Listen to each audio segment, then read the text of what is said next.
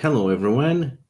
Welcome to the conclusion of our Mutants in the Night Unity campaign. Mutants in the Night is a Forged in the Dark game by DC, and we have been playing the mutants of the mutant safe zone of Unity in the city of Mount Pleasant, Greenland. On last sessions, our various mutants managed to organize all the different mutant factions and pull out a job that was unlike anything that has been attempted on the last 7 years. And they have managed to secure to the community wealth and resources that they have been denied access to ever since their state as humans has been denied. However, that draw the full attention of the law, and the mutant safe zone has been put on the state of martial law. We see, this game, it has the Gauntlet inclusivity policy. We will be using safety tools, namely the X card and the script change. We are also established veils and lines, which we have on the community tab on our document. So feel free to consult them, and if there is anything that you want to add, just add it. So we're gonna open by introducing each of you and your characters. So I'll be the game master for this game. My name is Ludo, and I go by any pronouns. And we see kind of a bookend with the opening of the last session, in which we saw your nice base with their expensive holographic map and the prestige wood cheese pieces and the expensive drinks that you got from Vaughn. So we see again the two of you back in your base, and why don't we start introducing? Well, let's start with the order on my screen. So, Michael, introduce yourself and your character. Hi, I'm Michael. I use he, him pronouns, and I am playing Gray, is the code name of Alicia Maddox, and she is a chopper. I have described her look as both luminescent and hard. Her luminescent eyes are activated when she uses her powers, but otherwise she can pass as a human. But she has features that are very hard in the sense that she looks very cold and sharp angles. And some of that comes from her background as a psychiatrist. She tends to have deep insight into people's feelings and emotions, and now she can also have deep insight into their memories if she so chooses. But she usually only does that in emergencies. So that's great.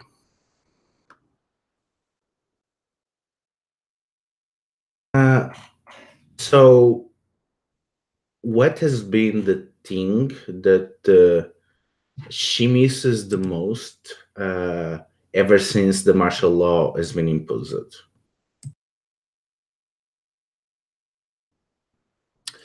I think that Gray would often go outside of the mutant safe zone to pick up cosmetics, beverages, treats, those sort of things, with her day pass, so to speak, in the human zone, quote unquote. That was part of the way that she would, part of her self-care plan was to treat herself in that way. And so now she's kind of having to resort to the sort of like junk food and things that they allow in the mutant safe zone that are of lesser quality.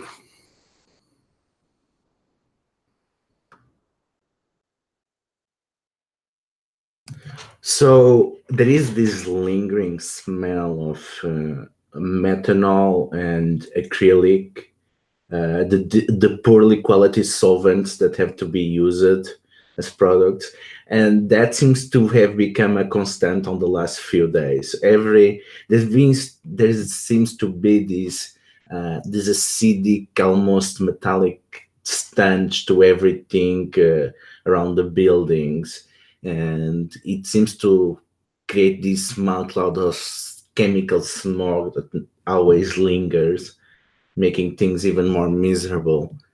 Uh, and you can hear outside the alarms and the blue and red lights as another 9 p.m. approaches, and the curfew is enforced by force. And so, has those night terrors become reality once again? Tom, what we see your character doing in the base? Yeah, my name's Tom. I use he, him pronouns. I'm playing Kim Jae-won, who answers to either Jay or Jack, which is his old stage name. You would see Jack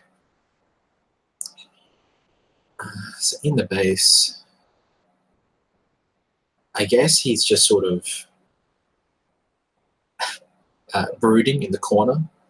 I don't think he's taken this turn of events very well. Yeah, I think he's not in a good place right now.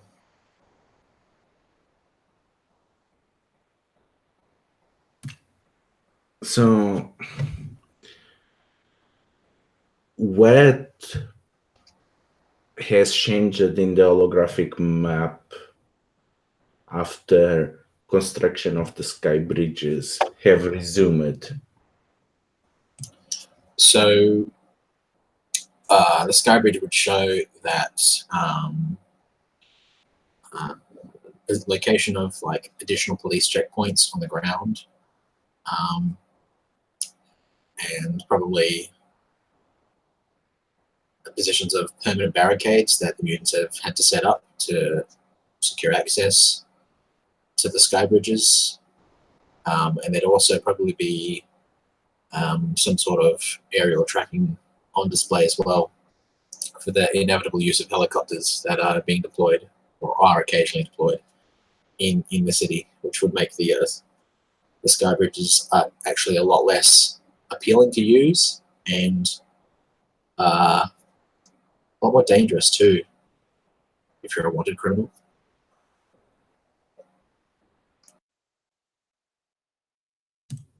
And lastly, we see Walter's character. Yeah, I am playing Jessica Olmos, also known as Thorn, who is a silence. So very able to manipulate sound with her powers. Thorn has claws and translucent skin that is covered with tattoos because she is an artist. Thorn is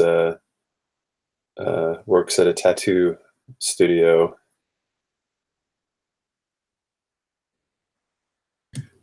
So, what piece of art she has taken to spread among the community as a symbol of resistance to this martial law? Oh, cool. Yeah, that's interesting. Symbol of resistance. I think it's these barricades around the sky bridges, right? There's like, I think the sky bridges have this like really iconic kind of entrance to them. This kind of like, you know, like kind of like a spiraling walkway to get up to them. And then, you know, this kind of like what's the word I'm looking for? Like a schematized image of like, you know, debris and old vehicles and things that can be found around the mutant zone, kind of around in the front of these, to like basically like create these barricades to defend them, so that it's easier, so that it's, you know, hard for the police to shut them down and the mutants can maintain access to them. And so like a stylized image of this, right, like this, you know, the barricades with this like iconic spiral entrance to one of the sky bridges has become this symbol of resistance. All right. So, what are you doing?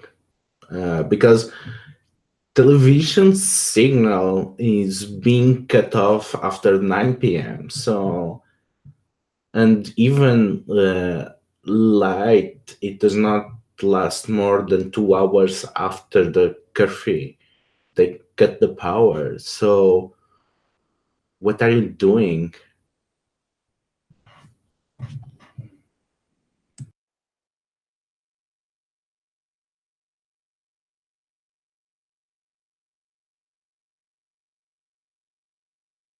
So they cut the power, so it's just like, do we still have battery power, or is it like, do things get noticeably really dark then?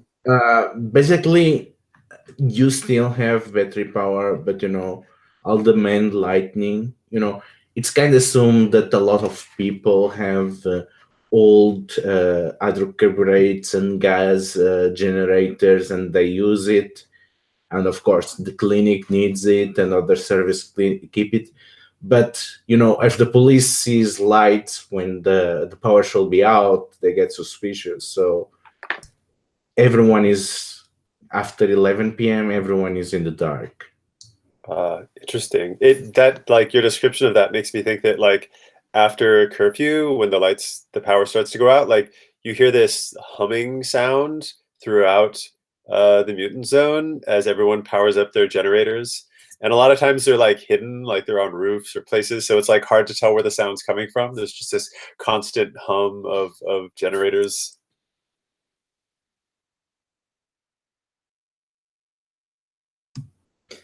Yeah, so the generators start humming quite loud because apartment block 18 is quite big as a building, and it has a lot of generators and the clinic generators.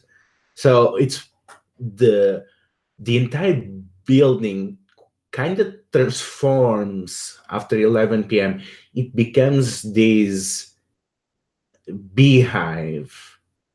And like a beehive, it might look quiet on the outside, but it's full of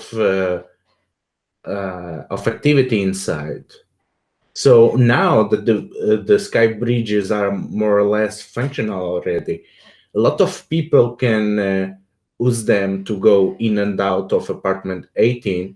So the usually empty corridors are actually full of people, not humans, but mutants that have come to apartment 18 to share news, look for people. And among those people, you see someone that you have not seen for a while, La Pucelle, and she's coming limping. She seems to have some nasty laser burns on her leg, and she seems to have been on the clinic just now tending her wounds. You have no idea what the blood pilgrims have been doing, but you know that they are quite stranded, because after their push into the industrial zones, once martial law was imposed, they've been completely severed from Unity. So it probably took a lot for her to come here. Wait, could you say that again? So Pucelle was the leader. She has the mohawk. She's the leader of the blood pilgrims. Yeah. Who they were like the littles who grew up or something. Yes. which took over, that wanted to expand the zone, so they took over the. Oh, okay, and so they succeeded in taking that, Yeah, and but the that's why problem they're is that, separated now. yeah, because now they have a base of operation outside of Unity, and they cannot go back to Unity or transport stuff around. Right. Okay. Wow. I think so I'm imagining, like, I like what you're saying about how the sky bridges have like kind of revitalized apartment block 18 and turned it into this like a lot of more people coming and going. And if I remember, we'd established that there were a lot of like abandoned rooms in apartment block 18 before.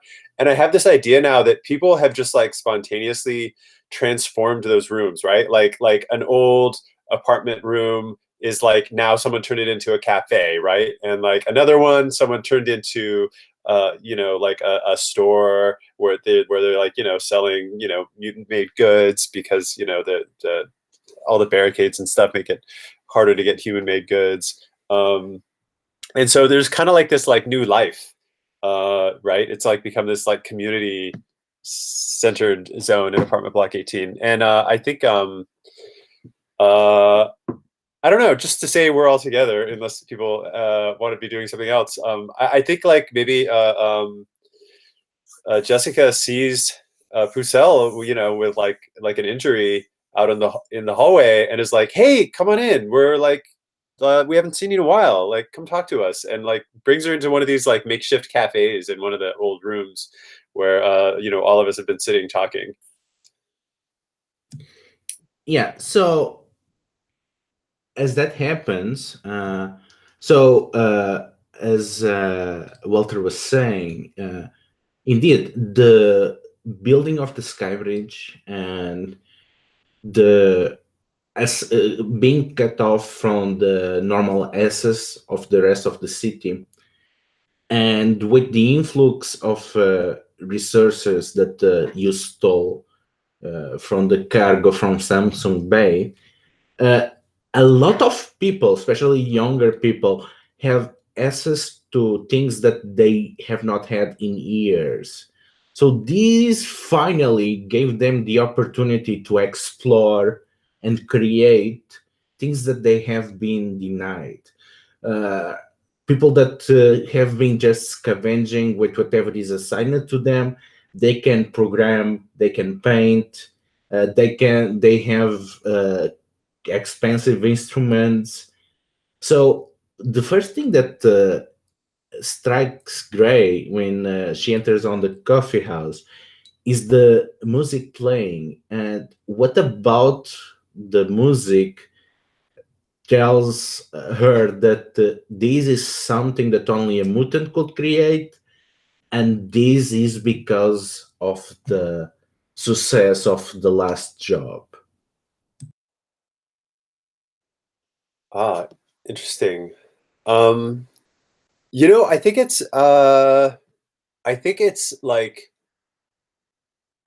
there's like new skills that mutants are bringing, right? Like some mutants have really like tough hands, for example. Like they might have like leather bound or like even like scaled hands, and so they're able to manipulate materials with their hands in ways that normally you would need tools. So there's like this like new forms of like sculpting with like super hot materials, like new like plastics and stuff have kind of formed. And there's just like, and also, but I think beyond like kind of using new materials that we've gotten from the hall that we had, there's like an attention to creating things that are for mutants, right? Like some mutants have more than two legs, for example, and like building chairs that are designed to be comfortable for them to sit down in, right? So you see like furniture around the cafe that are clearly designed for use by mutants. So La Pucelle sits around and she seemed to be quite distressed and genuinely exhausted, but she seems to quickly regain some color as she takes in everything around. It's impressive it's impressive what a few weeks of actually not starving or being near starvation can do. I'm happy that this is happening, that we make this possible. But our situation is dire. We barely have any supplies left, and the cops, they just shoot us on sight. So far, they have not been able to figure out that we actually are occupying the old factories. They think that we are just mutants trying to break out, but I don't know how much we can take. I came here to get help, and she points at her leg, and I barely made in. I don't understand how you can live like this.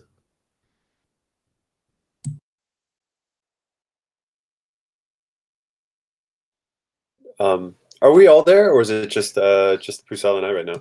It's all of you are there.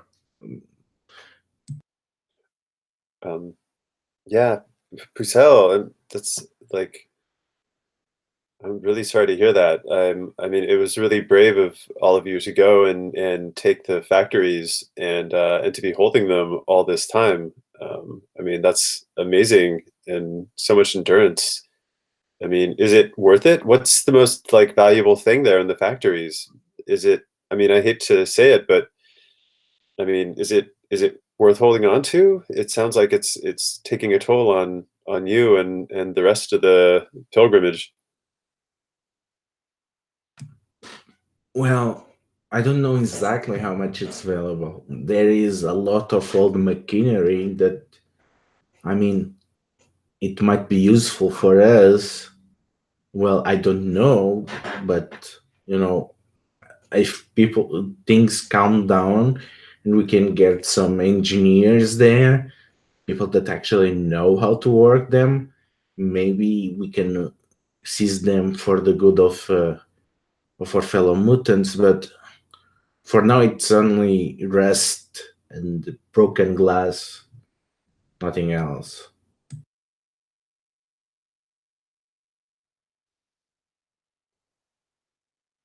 Yeah, it would be great to make some use of it or use it as a base of operations. I mean, is it so you say it's really difficult to get between there and here? Is it I mean, are there any good resources nearby? Would it be a good base of operations to do something else from the factories? Unfortunately, no. I mean, unless, you know, well, it used to be when we started, but, and she gives a sheepish smile, but you kind of ruined the tunnel that we spent so much effort clearing. So that would be great to move around the city, and maybe we could hijack that and have a literal mutant railway. But you guys, not to be ingrate, but you kind of messed up that. Oh, are you referring to like the train wreckage and all the like collapsed tunnels that we made when we were transporting stuff? Yeah, I don't think without some serious work that can be usable again or safe. Yeah, that would be amazing though if we had like more access tunnels that that the mutants had access to move around the city. Yeah, actually, how do I put this? I want to call in my favor. I want to call in the part of the of the job that was done by the Blood Pilgrims. We talked about Ericsson Tower. We need that, and we need to make that our fortress. And we heard rumors that there are tunnels, maintenance tunnels, left by the left by the I what by the worthless for maintenance that they can be used to move things around. So we want that, and we want to fortify that because it seems our best chance to move around. Do we know who has it? Who has the Ericsson Tower now? Like last I heard, Vaughn was using the computers there. Yeah. Okay. I'll roll a fortune roll to see how much you know. Oh, actually, you got a 6, so you know everything. So you know that after Von Group got what they wanted, that they disappeared in the confusion of the job and the martial law. You think that they are somewhere off the grid planning a job on the oil tanker. The thing is, they were squatting on Ericsson Tower. Now you know that Faros, the old lieutenant of Cloak, has moved into Ericsson Tower and is telling himself as the new crime lord of the mutant safe zone, and he has some kind of deal with the cops, which is why he's able to put a leverage, and he does not get in trouble with the Hawks and the Twins, which will also be some very serious contenders for control of the streets. But it seems, yeah, that on the void left Vibon, they made the move on Ericsson Tower.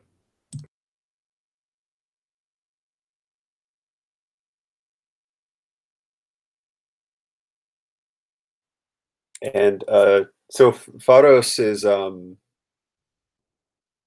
have they been doing anything as a crime lord in particular? Are they like, did they pick up selling the EO?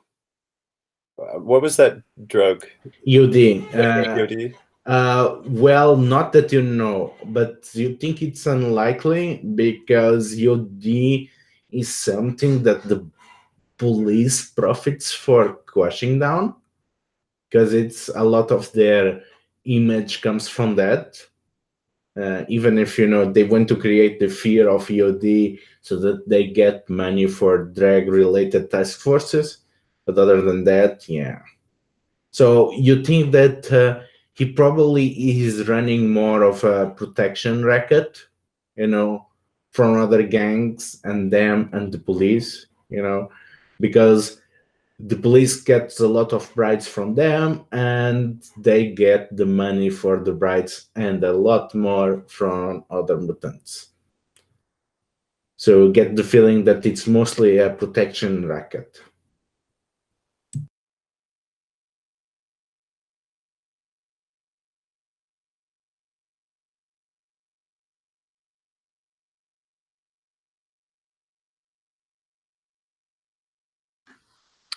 So I think you can tell that like Alicia hasn't really been looking herself lately. she's been living this sort of nocturnal lifestyle here at apartment block 18. Probably hasn't been back to her own apartment in like days. And she's got her hair styled in like a low maintenance way, and like she's wearing like clothes that are maybe have been worn for a couple days or so. And she looks to La Pucelle. I know that things look enticing here, like we have everything put together, but all those who are excited have awful short memories. They don't seem to remember what happened the last time that apartment 18 was buzzing like this. The dominoes are all set to fall. I look to my companions. Do we really have the resources to split our focus? Maybe we should just fortify here in preparation. Jack is sort of like, I think Jack just says, I'm really worried about what's coming. Because you know something has to be coming. It's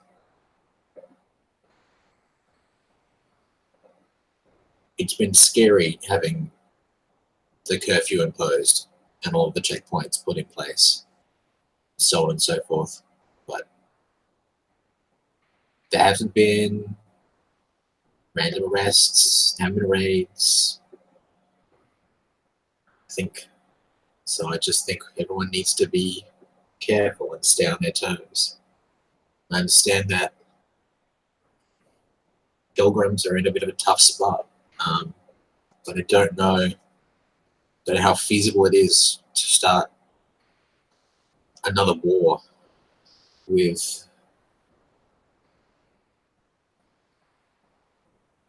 a practiced criminal group that's already got an operation going.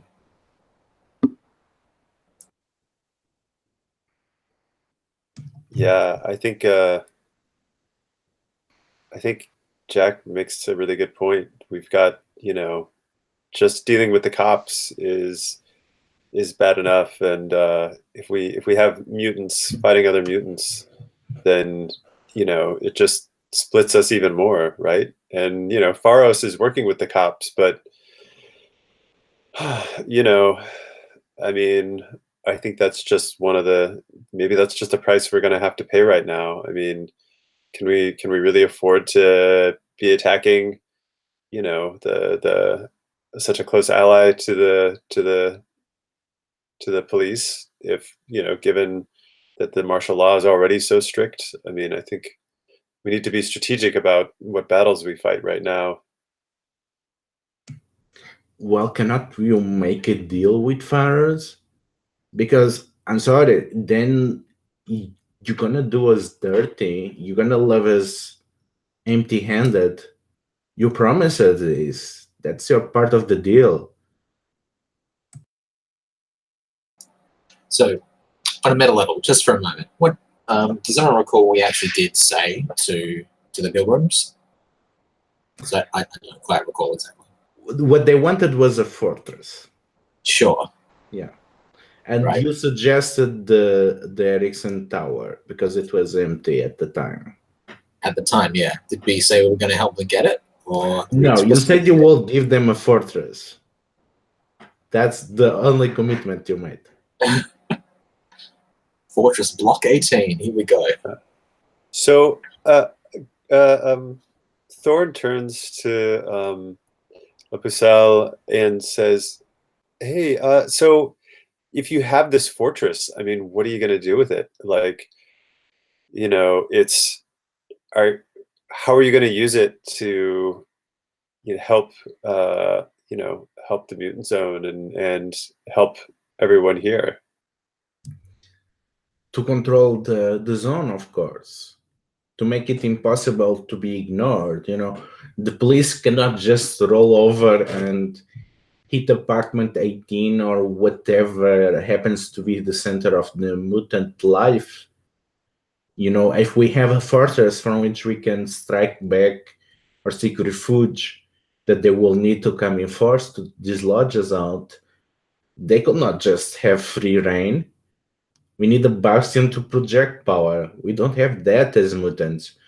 We don't even control our own houses. So I'm like, I think what Jessica really wants to know right now is like, how much can I trust Pucelle and her motives? Like, is this is Pucelle just saying this to like get access to a shiny new penthouse, or does Pucelle like really intend to do everything that they're saying right now? Okay, so that would be survey or study. All right. Well, I'm equally bad at both, so sounds like I'm setting up for failure here. That's Well, good. everyone can help you because you are out kind of the tree getting a feel for Oh, her.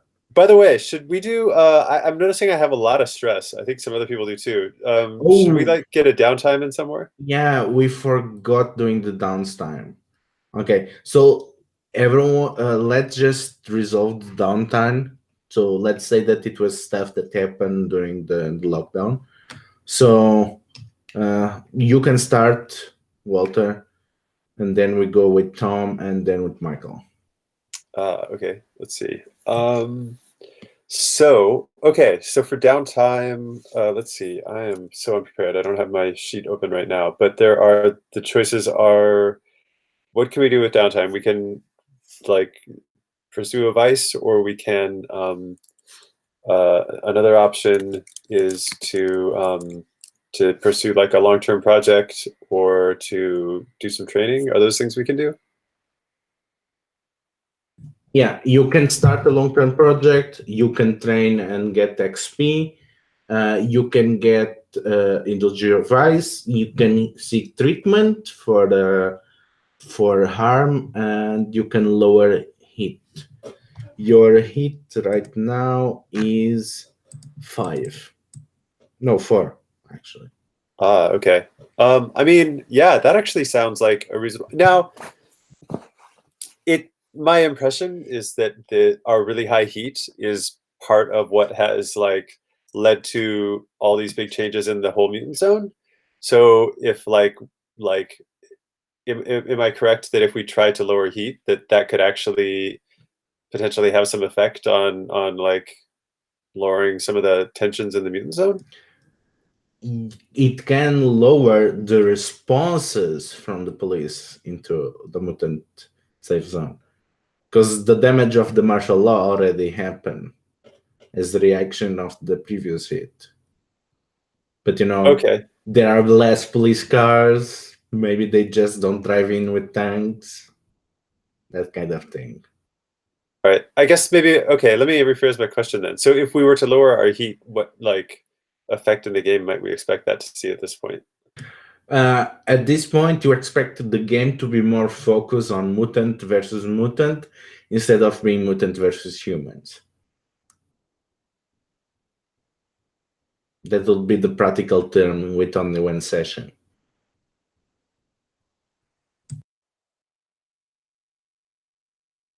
I see. So if we decide to lower heat, that would be like kind of the effect that would have.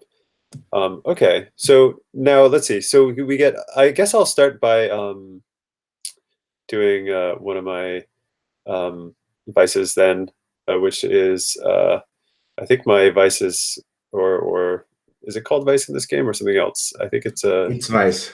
vice, yeah, for the culture, right? So yeah, you know what I think I'm doing actually is like these symbols of resistance. I think I spend a lot of time, especially in the evenings when curfew is out and we're not supposed to be out. I think I like sneak around a lot.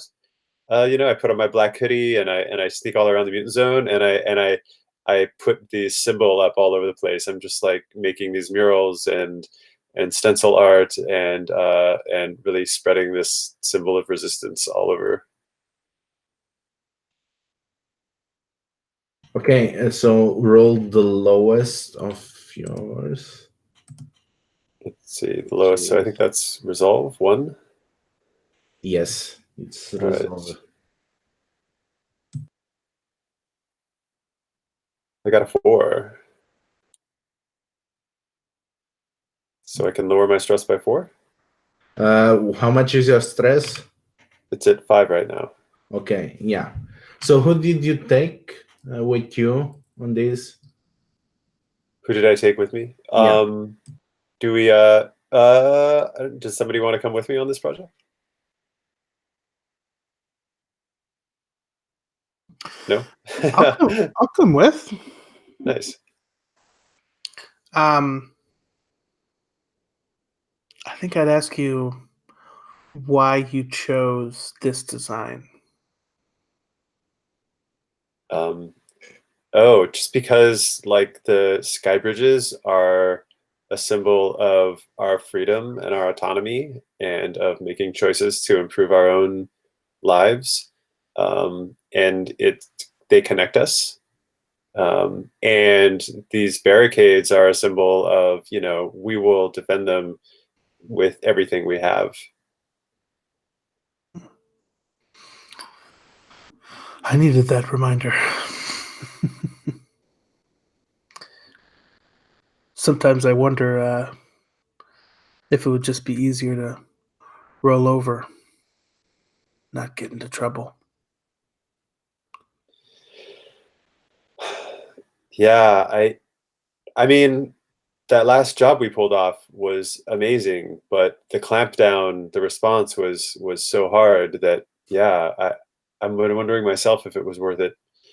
I'm still hoping that in the long term, that the police presence will ease up a bit and we'll still have more of these resources that we brought in for the Sky Bridge, right? I mean, it made things harder, but I like to think it also gave us a bit of hope, right? That, things can be better, and it helped. All the new material we brought in helped show people that we're really talented here and we can build so much if we just have the resources. You're right. They seek to divide us, to isolate us. These sky bridges are a good reminder of how important it is to stick together, stay connected. We should defend that. You're right.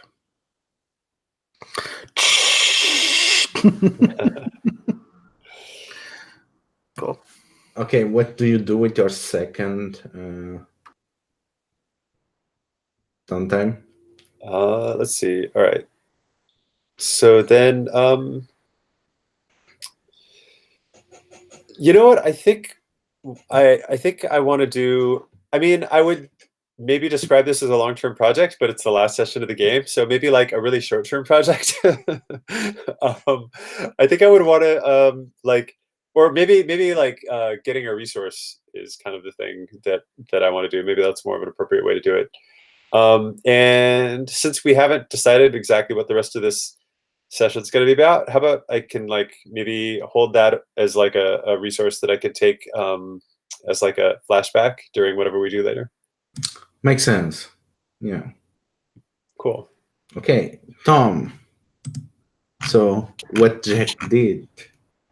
So Jack, in between then, Jack's just sort of taken some time to take up a punching bag up onto the top floor of Block 18. And so sort of spend some time working out some stress on his own, because my voice is doing me. Yeah. So probably doing that at night as well, so that it won't be quite so obvious. But let's have a look here. So who is hanging out also on the roof at the same time that Jack is? So typically speaking, it would be Dominic that I'd be doing this with. But I think that we can't really do like our usual sparring sessions, because the gym where we usually do that is like on the ground level of some other building that we can't get to, like during at night, and like wanted criminals now, pretty much. So yeah, that would be hard. So I think Dominic might just be up on the roof hanging out with me. She'll have a beer. Whereas I'll just be like trying to work up a sweat. Okay, roll for it. Let's roll. So I rolled a 3. Okay, so clear 3 stress. Mm-hmm. Can I increase that at all? Is there any way to increase that? Or what do you mean? I'm just looking at the rules here. So you can. For any down. Mm-hmm. Yep. For any downtime roll, add 1 more dice to the roll if you get help from a friend or contact. So, or after the roll, you may increase the result level by 1 for each cash spent by hiring assistance, paying a bribe, or whatever you. So by the same token, we'll be able to spend some cash and actually bump it up to like a full 6.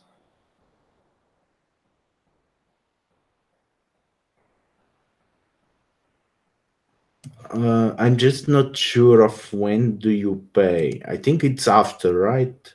After the roll. After the roll. After the roll, yeah. Yeah. So you can. Yeah. I only rolled 1 dice as well because, or should I roll 2? No, you roll only 1 dice Yeah, because you always need another person to Yeah, do the that's right. night rolls. So the other person is you need it to indulge the device. It's more than that that actually helps. Cool. Okay, cool. So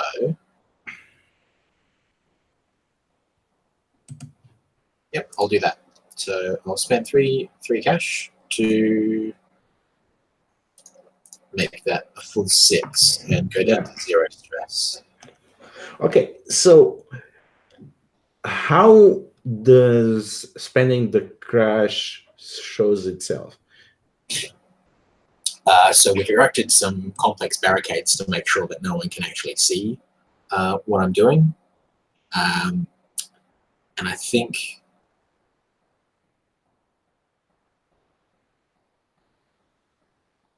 it would make a lot of sense because like cash is meant to represent a fair amount of money. So it would probably make sense to like, what's the word? I would bribe some people, but I don't know how. Who would I bribe to like avoid looking at me? I can't really bribe the cops. They're not going to be interested at this point.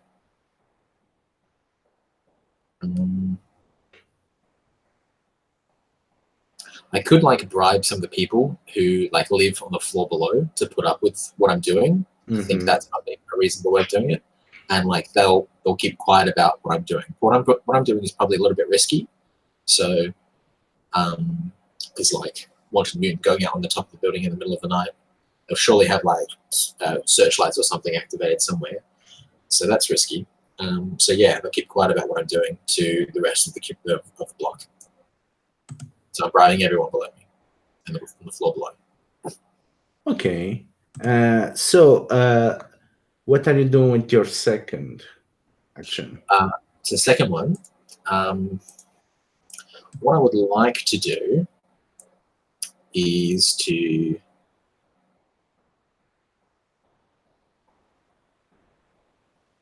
I'd like to train actually. Oh, that's not much point. We already got a level up. You already got a level up at things. There's no point in that for this session.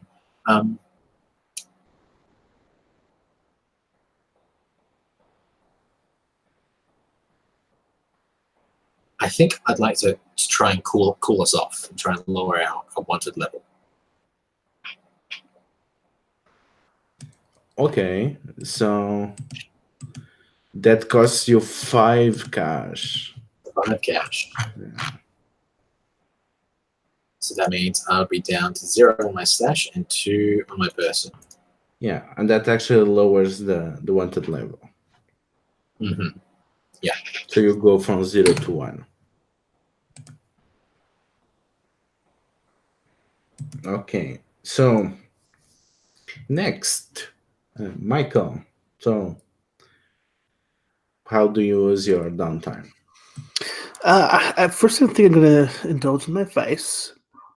And normally I like to roll solo dolo, do me by myself, but I'm going to bring along J1. And I think what I'm doing here, in lieu of having an actual like gymnasium to go to, we're like kind of just walking the streets and looking for like pieces of architecture or infrastructure that we could use as like makeshift exercise equipment. And so like there'll be a random like light pole or something that we can reach up to like do like pull-ups on or something, like sort of like parkour type things, right? And when we find a cool place, we like mark it with like spray paint or whatever that this is part of our gym.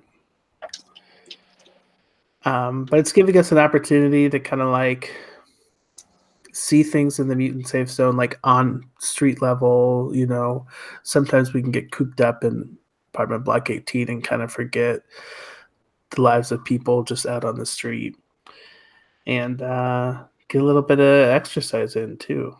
You know. And I think, you know, we found some ledge or something to do like calf raises on or something. And, you know, I'd say to you, Jawan, you've been a little quiet after our last mission. Is there anything you want to talk about?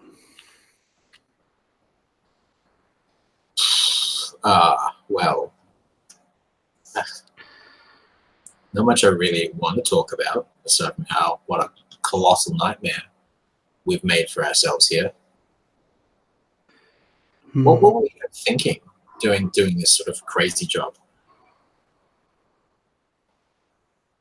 Like, I get wanting to show the man that they're not the boss of us, but really, come on.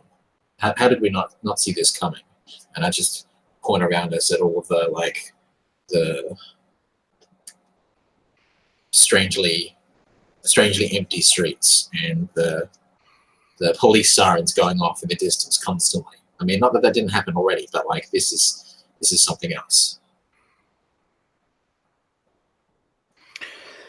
You've never really been one to crack under pressure, Jay. Well, I haven't cracked.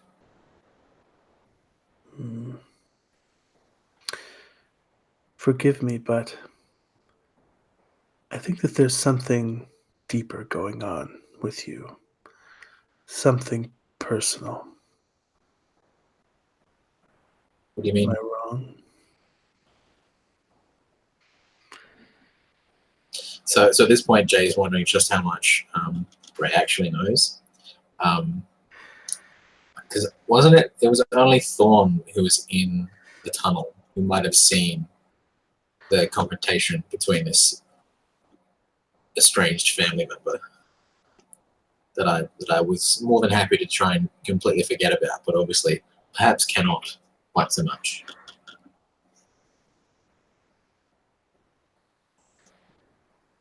That's right.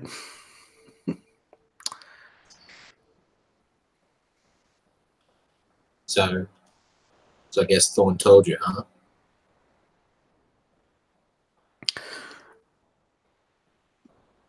Thorn hasn't told me anything, but it looks like you're ready to tell me.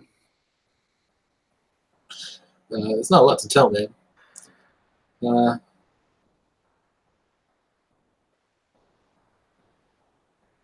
you have any family on the outside that you remember?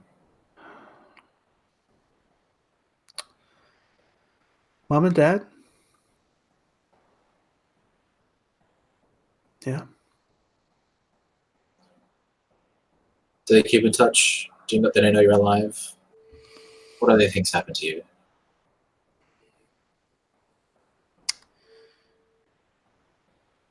My whole life I had the impression that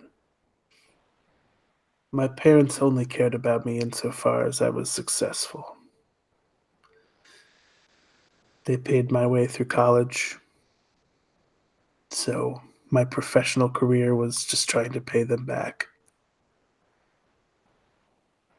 When I lost my license, I think that they were more upset about that than anything else. So they more they were more upset about the fact that you were declared subhuman, and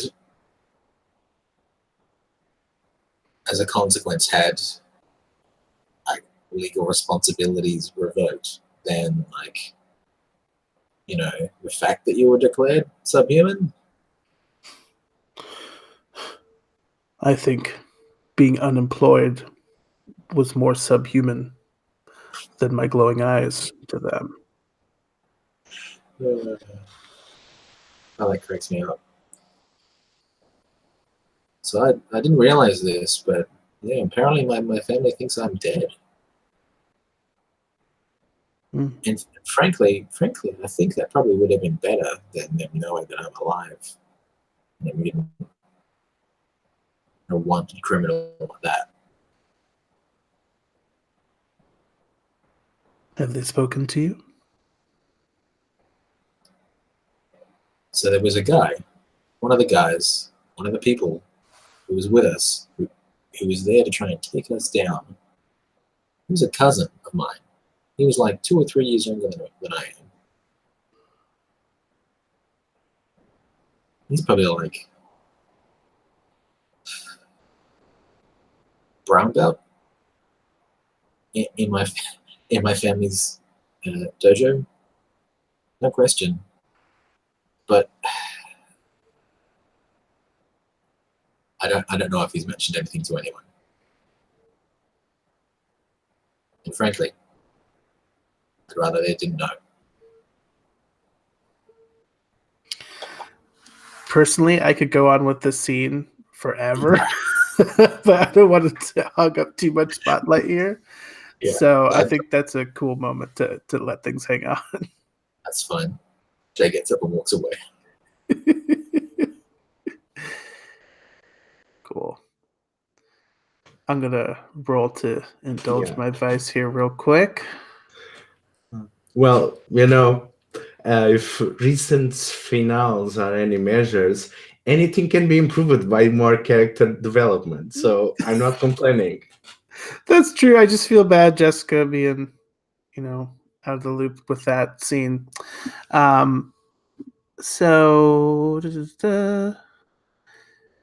can I spend money to improve my die roll? I got a Yes, 4. I can yes. bump that up to a full 6 if I spend a cash. Is the idea? Yeah. Well, I'll do that because I have a lot of stress. So I think that basically we see a bunch of littles like following us after we like spray paint these different areas, and they're like kind of doing things to make them more permanent, like maybe cleaning them or polishing them, or like adding duct tape to certain things to reinforce different joints that of like the scaffolding or whatever. Yeah, full outdoor parkour gym.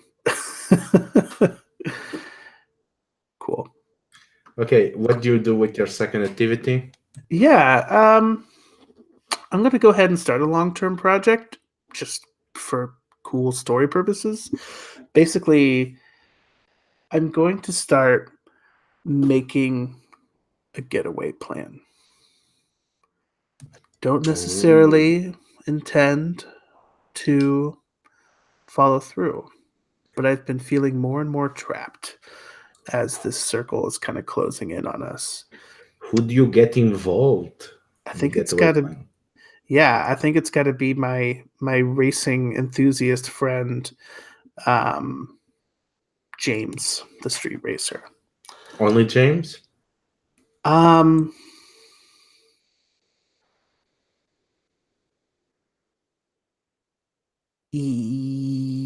Yes.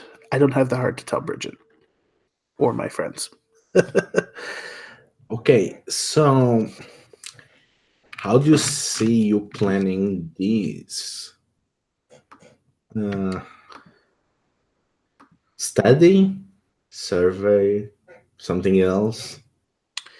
Well, I think it's like I need to get like a way to get to I think it's at this point, at this stage, it's studying. It's like, what would I need to get out of here? I need to get a way to get to the harbor. I need a way to find, transportation from the harbor, those sort of things. And I keep telling myself, like, I would never pull the trigger on this and abandon everyone, but just knowing that there's an exit plan might bring me some peace of mind, So do I roll when I start a long-term project to see how it goes? Yeah. Or? Yeah. Okay.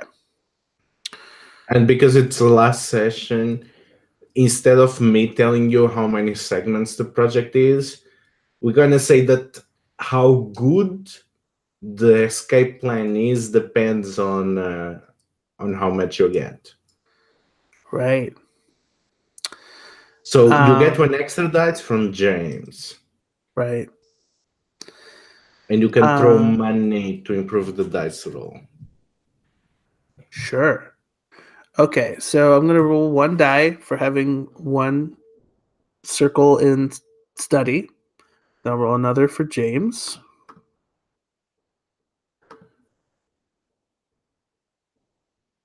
My highest was a 5. So I'll spend another cash to make it. Can I spend 2 cash to make it critical? Well, technically, what is your lowest dice? A 1.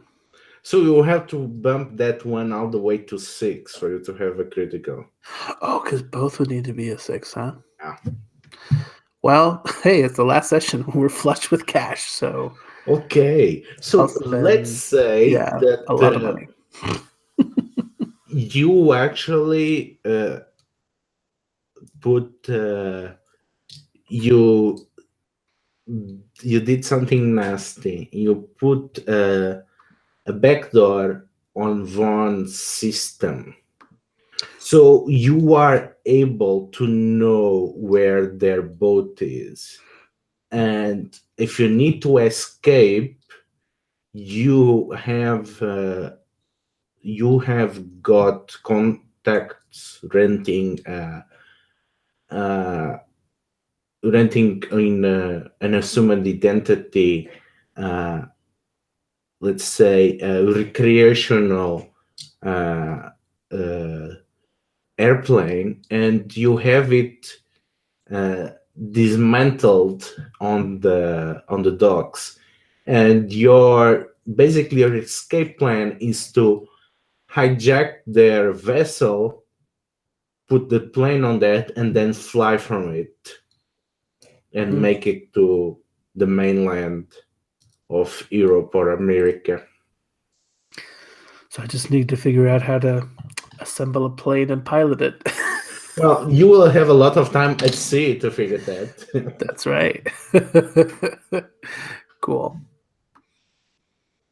Okay, so that's Just have to like betray my allies and well, the abandon good my thing is closest friends. because this plan is good enough that you can take at least people on the boat. You might not take more than you and James on the plane, but at least you can take them as far as the boat. Cool. Okay. Okay, so we cut back to the present as you are inspecting La Pucelle to see if she's legit. So one of you takes the lead on the study and the others can help.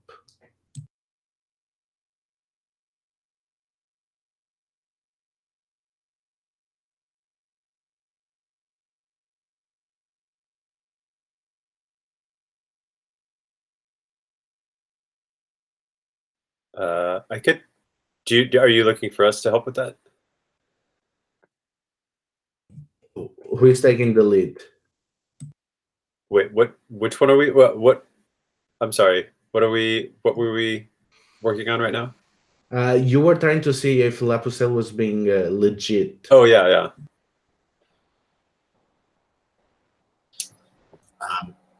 The only one who do we need to have study trained or?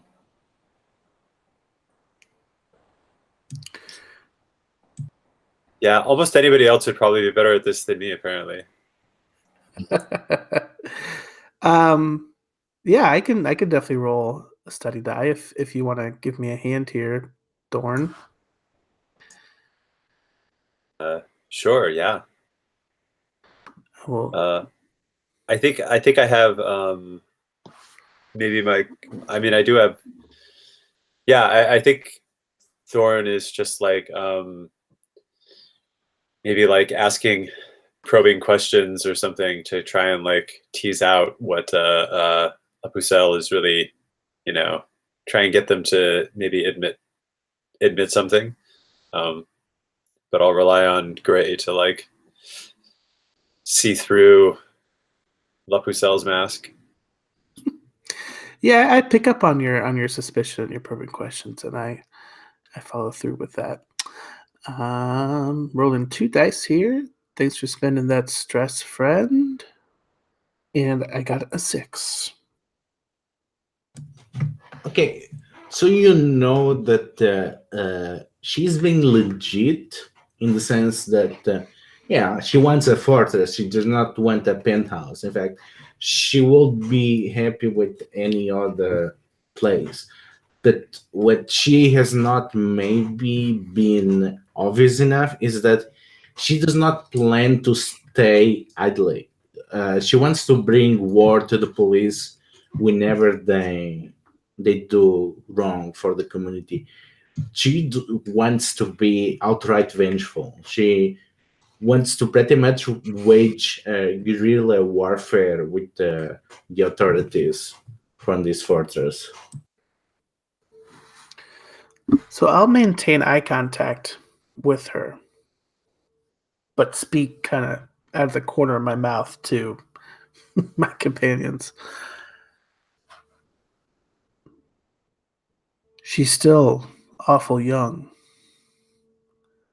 We can give her a hand, but it may ultimately lead to her demise.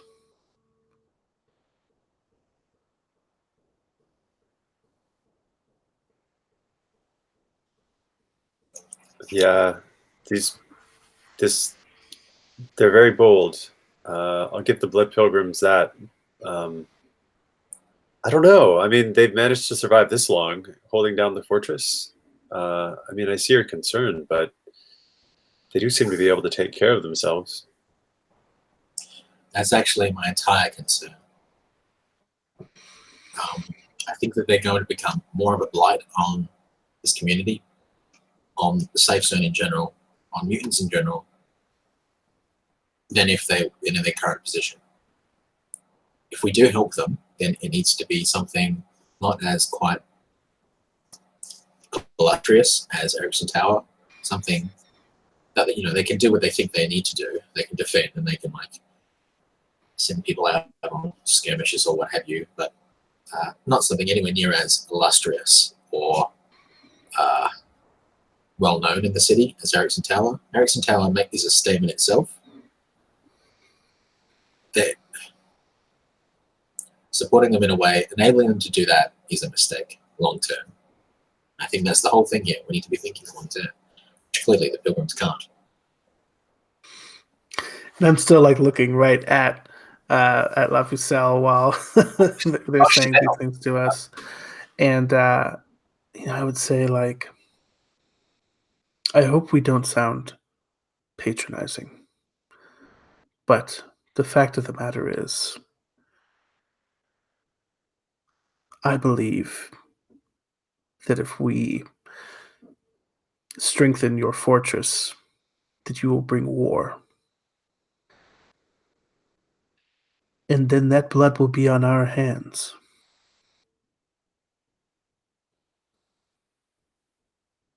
Well, war is already happening. If we don't have a fortress, we are forced to play to the theory and the illusion that there is peace, that the mutant safe zone is safe. Well, it's not safe, and there is war. I'm not going to be the one bringing out the war just because I fight it to protect ourselves.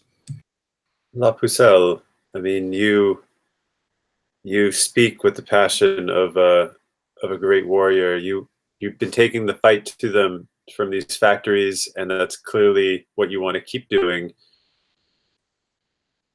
It seems to me that the best thing, the best use of what your skills are and your passion is for you to keep taking the battle, outside the safe zone, right? I mean, if you're here at Erickson Tower, then you're going to be fighting a battle in your home. But from these factories, the battles that you're fighting are keeping the police occupied outside of the safe zone. What if we could turn those factories into more of a fortress for you? What would that look like? Well, we will need to have an underground railway, to keep us supplied, to keep taking the people out. The only thing that is preventing it from becoming a fortress is being isolated from the mutant hood.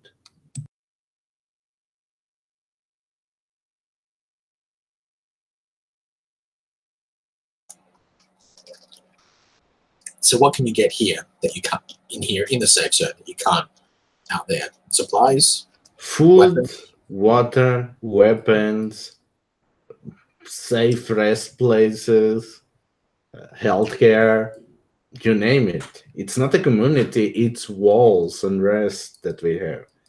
It's a position, it's not home.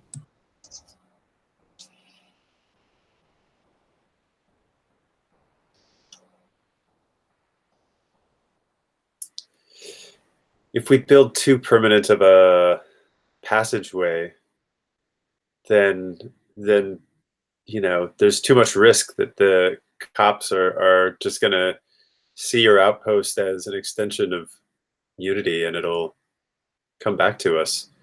But there must be some middle ground where we can have it seem like you're an independent group, yet still give you the support that you need. Maybe we can have some sort of like a convoy system we can set up that would allow an easier flow, to and from your factories back to the mutant zone. Or we can just, and she looks outside the cafe to the barricades. How good are you with dragging some piles of concrete and assembling some nice barricades? We can make our fortress there. Will be an advanced outpost for the within safe zone.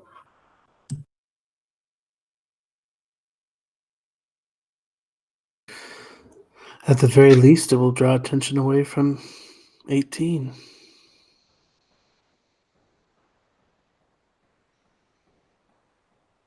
So I think at this. Oh, I was just going to say, I have a feeling that even if we don't help her, she's going to try to do this on her own anyway. To her own peril.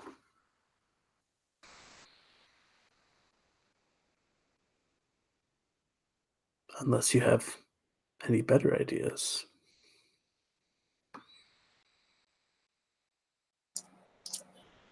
every single option here is just going to cause more pressure from the cops. No matter what we do, it's going to happen.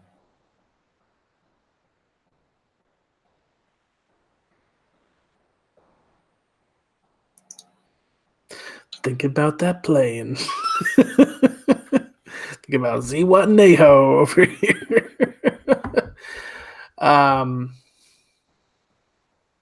If only there was a way that we could turn the city's attention away from the mutant zone. I mean, don't they have their own problems to distract them? Don't they have other uses for the cops than harassing mutants? Surely there's something else that interests them than just making our life miserable.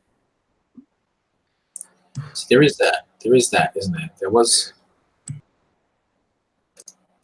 I do remember. The only thing, sorry, as a fact that the only thing that cops hate more than mutants are unions. What, unions? Yes. Well,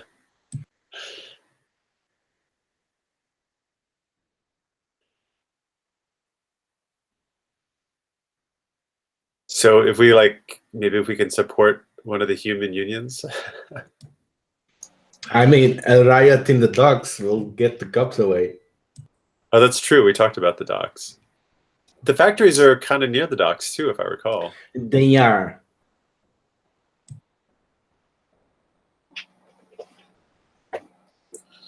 And the unions might have more resources as well.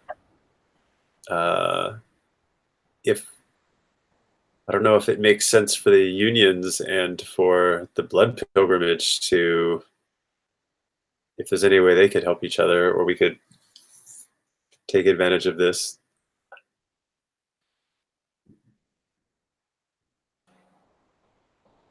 I mean, what if we could help support the unions on their agenda, right? I mean, they want better access, they want better jobs down in the port.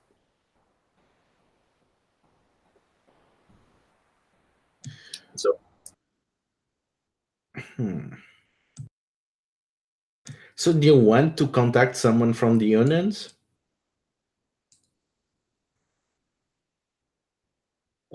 Is my friend Brad a member of the arms dealers union? Well, I don't think arm dealer is his official job. So let's see a fortune roll. Okay, 5. So you know that Brad legit job is a longshoreman, and you know as a fact that he's been talking about the attempt to create an actual syndicate uniting the unions of many of the companies of the town. And you quickly text him about the question of the unions as the others are talking, and he gives you 2 names. One is a leader on the IBEX union, well, pseudo union, because the IBEX drivers are technically not employers of the company, and her name is Filipa Rosa. And she is often shamed and pushed away from these unionizing efforts because she is the only member of her family that is not a mutant. So she is the only human of her family, and that is due to on slander campaigns for the union. The other is Melakula Young, which is maintenance engineering, which has this weird subcontract company in Unity, which is taking many of the worthless jobs,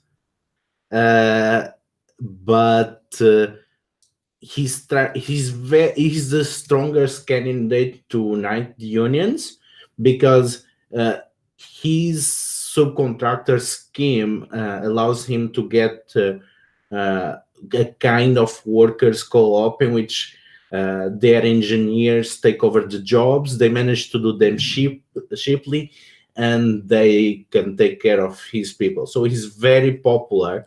The problem is that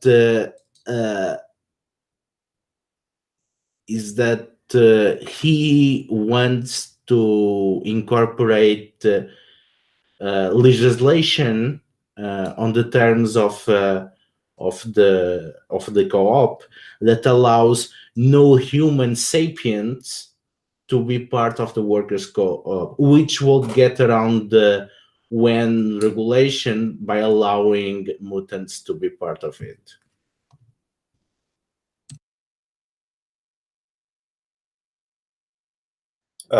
So if I'm hearing that right, this Yulia, the contractor, can get lots of jobs and is like popular, but is kind of like trying to figure out a way to like mutants. Is it mutants and humans are not allowed to work together, and that's why they couldn't both be on the contract? They can vote, but the thing is, there is, because mutants don't have human rights, they are not be able to be proper co-owners and co-workers of the co-op. But if Okay. he gets the election to the assembly, he is pushing that. Okay. And is Julia? He's a human. Or do you- Melakula is he's Hello. human, yes. And Philippa is also human, but she has this stain of being related to a mutant family.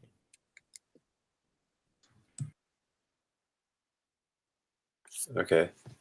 So those are like the two people to choose to contact to try to go through with this, basically? They are the only people that have some relationship with mutants, even if you don't know more details than this, but probably those are the people that will be willing to speak with you. So we could try and talk to them and see if there's something that we could do to help them. In particular, maybe that the blood pilgrimage could do to help them. Right? Maybe there could be an exchange of resources. Then the blood pilgrimage wouldn't be quite so alone and not resourced.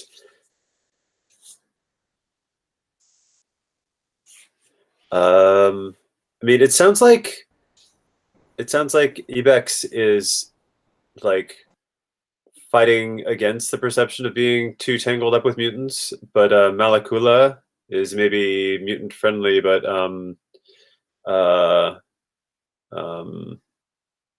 you know, has like more power to work with at the moment. So I think Malakula would be the first one to try contacting. I agree. Okay, so we gonna take a break, let's say 10 minutes, and then we have the scene in which you meet the people from the unions.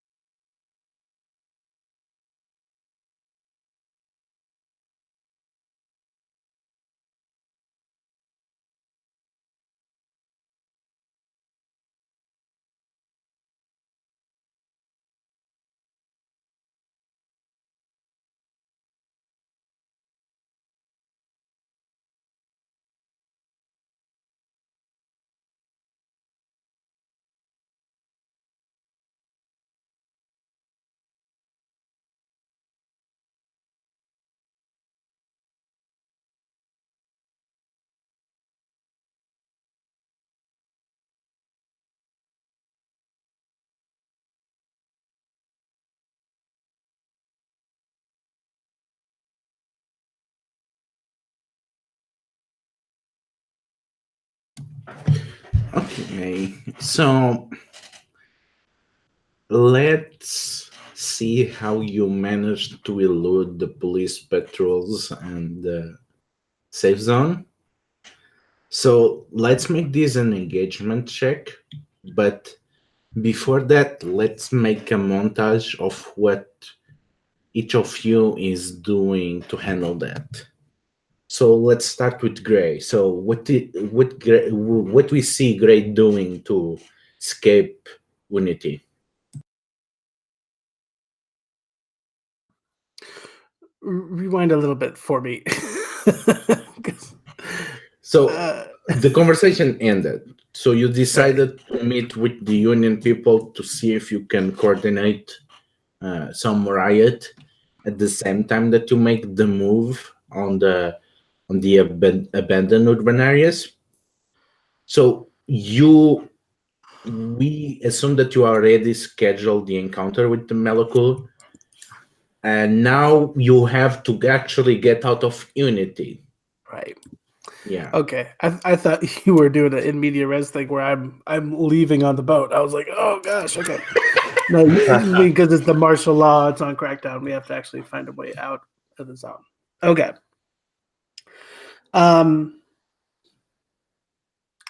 Yeah.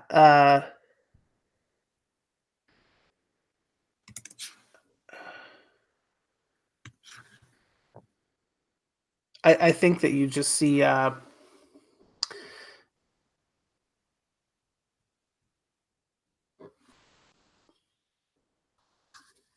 Gray with like a hard hat on and like some like they look kind of like safety goggles, but they're tinted to like almost look like sunglasses, I guess. And she has on like a construction jumpsuit, and we see her pull up to the checkpoint, and she like has this like fake work badge or whatever that says that she's like a human who's been working in the mutant safe zone. And like there's this like really like pregnant moment of tension where this like cop like looks over the ID and like the digital scanner and all that stuff and cocks his head, but then lets her go. So, and how is Jack helping to make this escape possible? So Jack has gone and found himself spray tan and has just sprayed his skin like a normal, ordinary skin tone color. Yeah. It has to be. It could even just be like paint, like the right color paint. So it's yeah, because your skin's not like normal skin anyway. In terms of actually helping, I think I would be doing the same sort of thing. I would be like carrying huge boxes of stuff, and I've got like a workman's uniform on. I look like I'm doing the heavy lifting here, and I probably don't have time to whip out an ID or anything to show someone, because I'm obviously helping this very important person.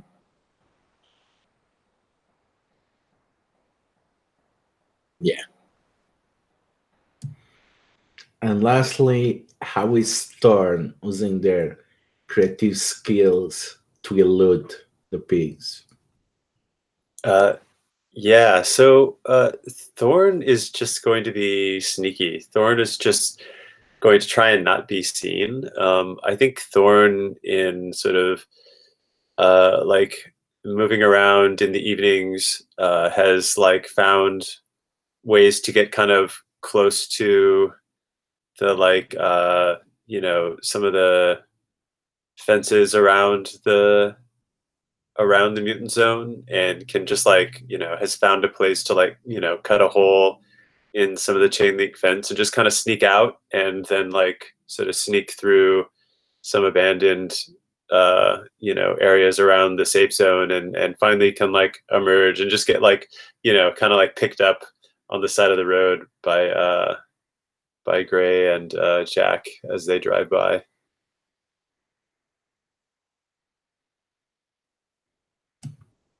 Okay, so let's make that engagement roll to see how this actually pays off.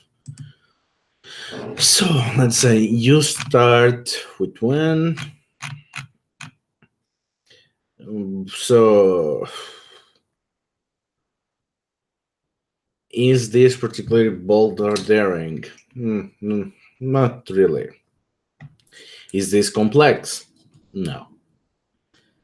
Does the planet expose of vulnerability of the target? I will say yes, because it is the kind of angle that they are not doing. They kind of have a blind spot what pertains with collaboration between humans and mutants. You also get 1 extra dice because of the initial setup, which gives you, because you are well aware and you manage to lower the wanted level, so you have less patrols and you know them better. So we are at 3 dice. Any one of your contacts can help you escaping. Yeah, so Marcus will definitely be able to help us out, because Marcus is a construction worker. So I think Marcus would be sort of just, I guess, filling in background noise and like generating some chatter around while we're passing through, trying to making it look as if we're like more legit than we might actually really be. So as to sort of, not arouse suspicions and stuff like that. Okay, so go ahead and make an engagement check with 4 dice.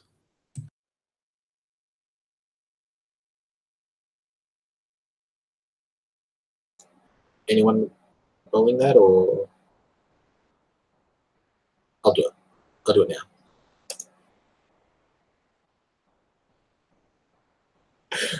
Three 6s. Okay. So we don't only cut from you making your escape. We get to you evading a lot of purifiers on the docks easily, because they are so looking humans that you pass right in the middle of a purifier rally without raising suspicions, and you make your way to the big warehouse where there is a crowd and different humans arguing as they vote for who will lead the assembly, and you make to a small office in which you are in the presence of Molecule. So Molecule is she is not so much what you would describe an engineer. He is tall and lank and does not seem to have any grease around, or does not seem to have so much an eye on for details or whatnot. If he looks more like you would expect, a young politician to look like. And he greets all of you and gets you to sit, and well, I'm surprised that I was able to get to talk with you. Just this shows me that you are people of resources and able to get whatever you want. This only makes me more interesting to hear what you have to say.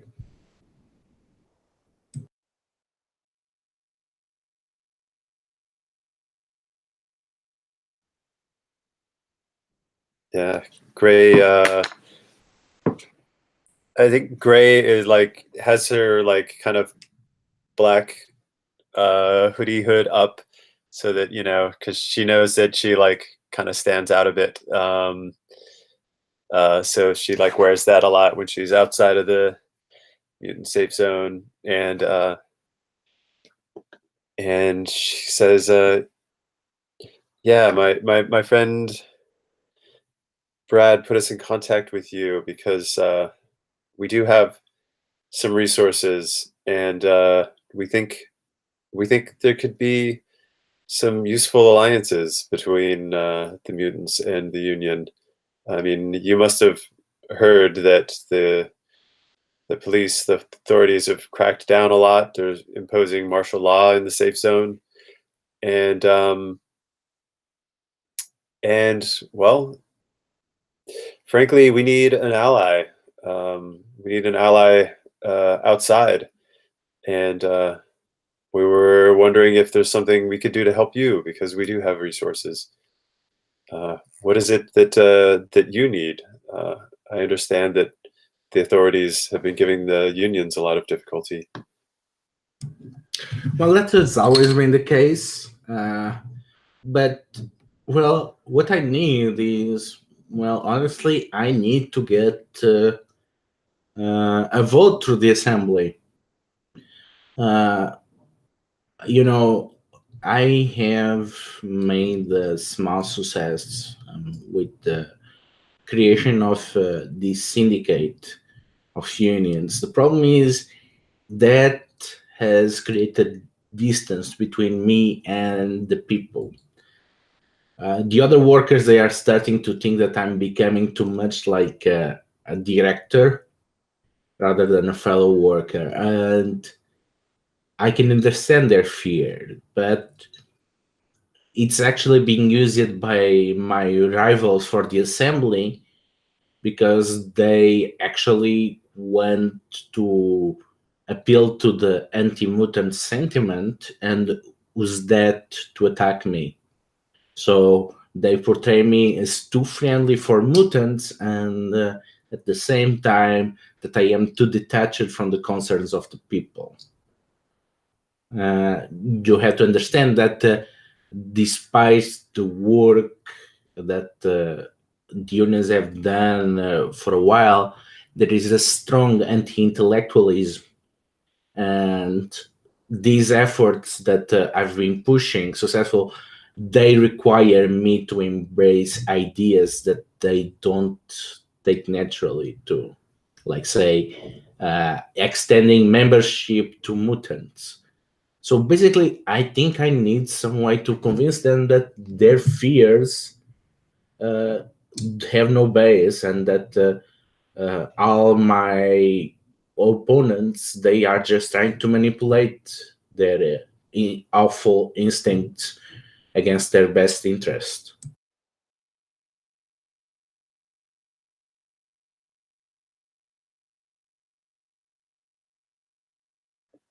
So you're saying that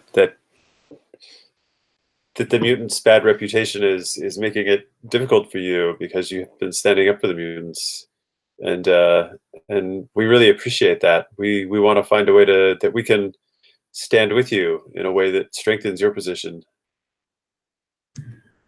Well, but I must admit, I'm drawing blanks on ideas. Yeah, I mean, maybe the best way is something indirect. If they're using people's, anti-mutant biases against you, then maybe the best arrangement is, for the mutants to try and help you in a way that it's not clear that we're helping you, right? I mean, maybe there's something we can do to create opportunities or solve problems for you somewhere else, but that doesn't have to be traced back to a direct relationship between you and the mutants. Well, the biggest concern about people is the incidents with the train robbery that happened a few weeks ago, because a lot of people were blamed for this on fire. There has been a lot of overtime and paid overtime to quickly repair some of the systems.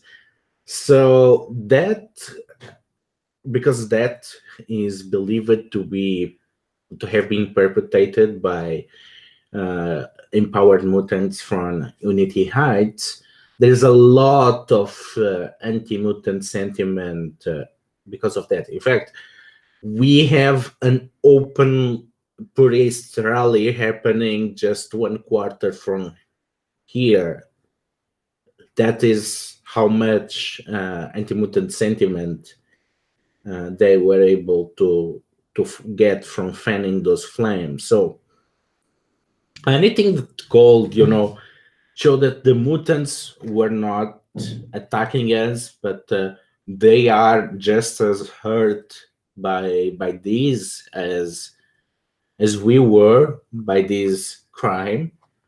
Well, I think it would cultivate some solidarity between dock workers and mutants.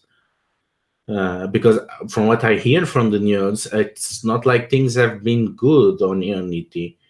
The police have been cracking down on you for a crime that they have no evidence for.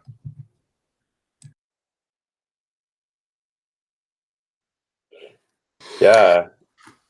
Oh. I wonder.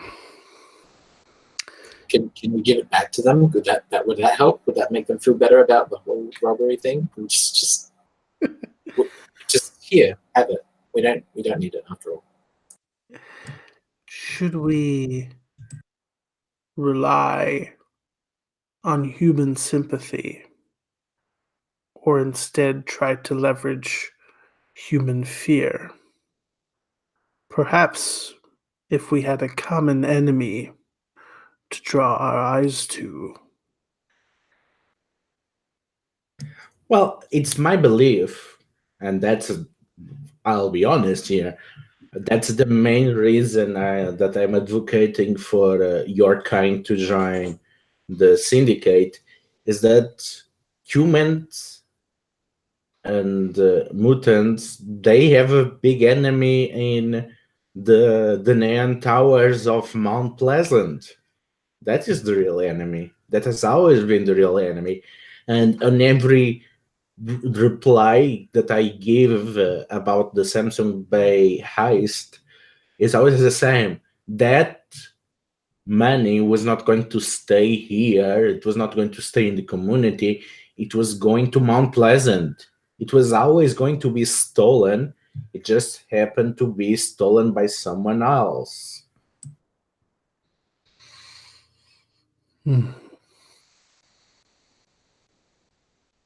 Well, I think we can find a common purpose here.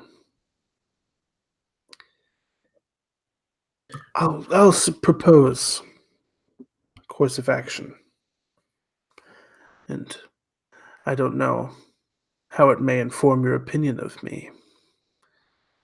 But the fact of the matter is, as we discussed earlier, we're in a war. And the mutants are not going to be able to do anything to improve their reputation. Because any course of action we take will be framed in a way to make us look worse. I don't remember seeing a lot of police activity when the purists crucified that drug dealer. But the mutants do something to try to improve their station, and they're faced with a crackdown. But you may need some people, some allies, who are willing to go to war. If you're up against the corporations, well, today it's the mutants, tomorrow it's the blue collars. So maybe what you need isn't someone to play nice and keep their nose clean. Maybe you need someone who's willing to bloody a few noses. Whose noses you're actually suggesting? Because I don't believe that this can be advanced without violence, be it physical or economic or political. The question is, who will that violence be applied to? What are you suggesting? That's where you come in. You have an understanding of the corporate economic tapestry here. You know the economic forces at play the weak points the strong. You've got the sights. We've got the trigger. Well, I would say the only thing that is preventing the syndicate from overthrowing the corporation of Mount Pleasant is because the whatever remains of the government of Mount Pleasant still supports the corporations.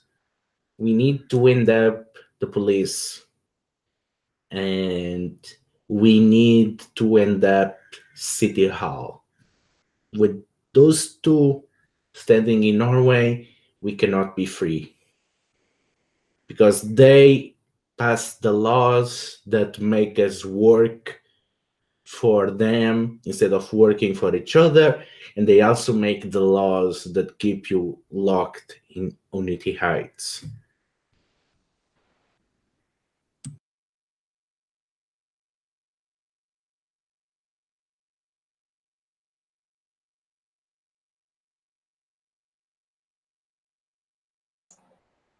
So is just so that I'm understanding correctly, is he actually suggesting like a raid of some sort, or like a protest, or what, against the police headquarters, or the seat of the government, or what have you?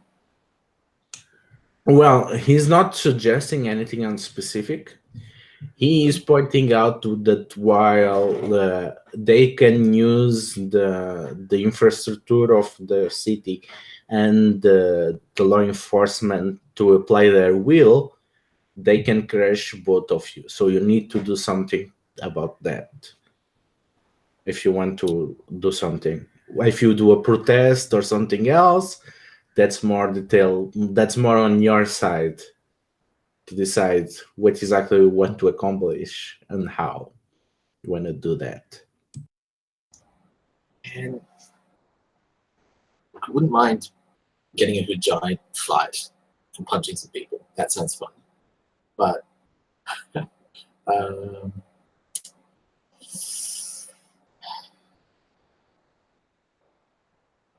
don't know how heavy we want to go with this. I wouldn't mind trying to like running more direct interference in the police would be a good thing. Like, but we don't like I don't think it's worth getting as many people involved in it as we did last time, because it would just seem like more mutant v humans conflict. That's the dilemma, right? I think what I'd really like to see would be sort of like active protection for a big protest in a more central part of the city. Maybe like instead of in the docks themselves, maybe more like Occupy Wall Street, like we do something like that, or like the big, like huge protests that were in London recently. That sort of thing where it's a big event, and so there's going to have to be a lot of police resources involved, and then we have a crack team of imps going in and causing trouble at the police station. Okay, that makes a lot of sense. So I would say you are trying to convince him from a control position. So what is going to do that? Sway? Oh, yeah, sway. This is trying to sway. Okay. I'll sway because I haven't done a roll yet. And does anyone want to help? What is the mark of the stress so I can help? Also, Stress. Devil's Bargain is, if you accept the Devil's Bargain, they want you to do something about his main opponent for the assembly of the syndicate. I mean, sure, why not? Yeah, we've got. You mean Felipa? Yes. Oh. the mutant, or maybe not that, because I don't want to because they're like a mutant affiliated union, and we don't necessarily need to do that. I don't think. Don't necessarily need to be doing that. So I will also push myself, and I'll take a couple of stress. So I have one from helping, one from pushing myself. So starting with 3, is that right? Yeah, 3 on a controlled position. Boom, got a 4. That's not good. It's not the best result. Yeah, he seems to listen to that. Well, I like the sound of that. I mean, it makes sense, you know. If there was a push from both of us, a coordinated push, that would leave them very vulnerable for retribution. However, I have questions about what exactly is expected from our side. As you see, we are busy with the election, so we are not exactly the most organized front around. So maybe you can get away with us doing something smaller. He seems to look at you expectantly. Maybe not a full riot or a protest, maybe something, you know, with our connections instead.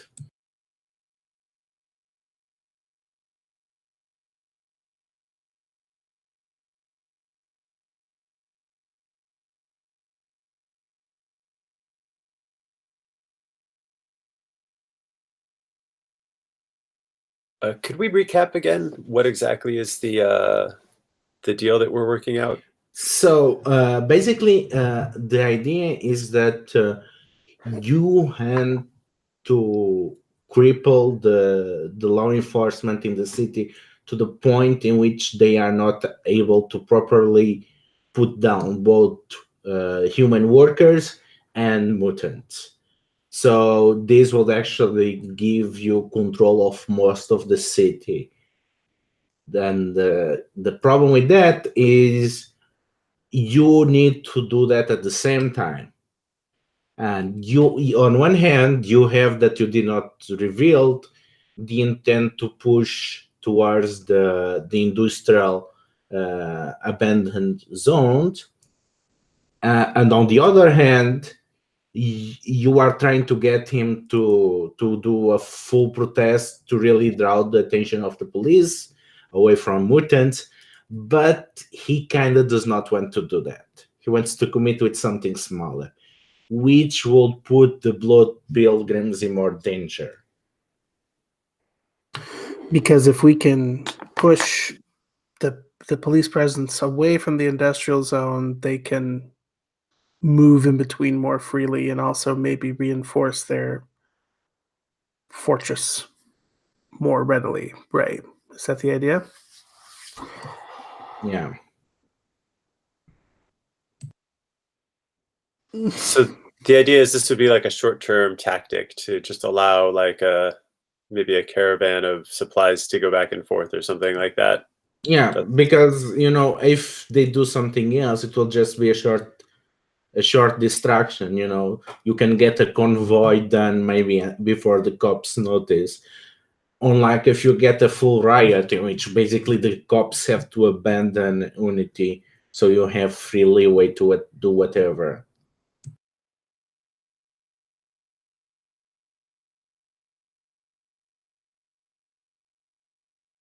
Do we think La Pucelle would be satisfied with a convoy?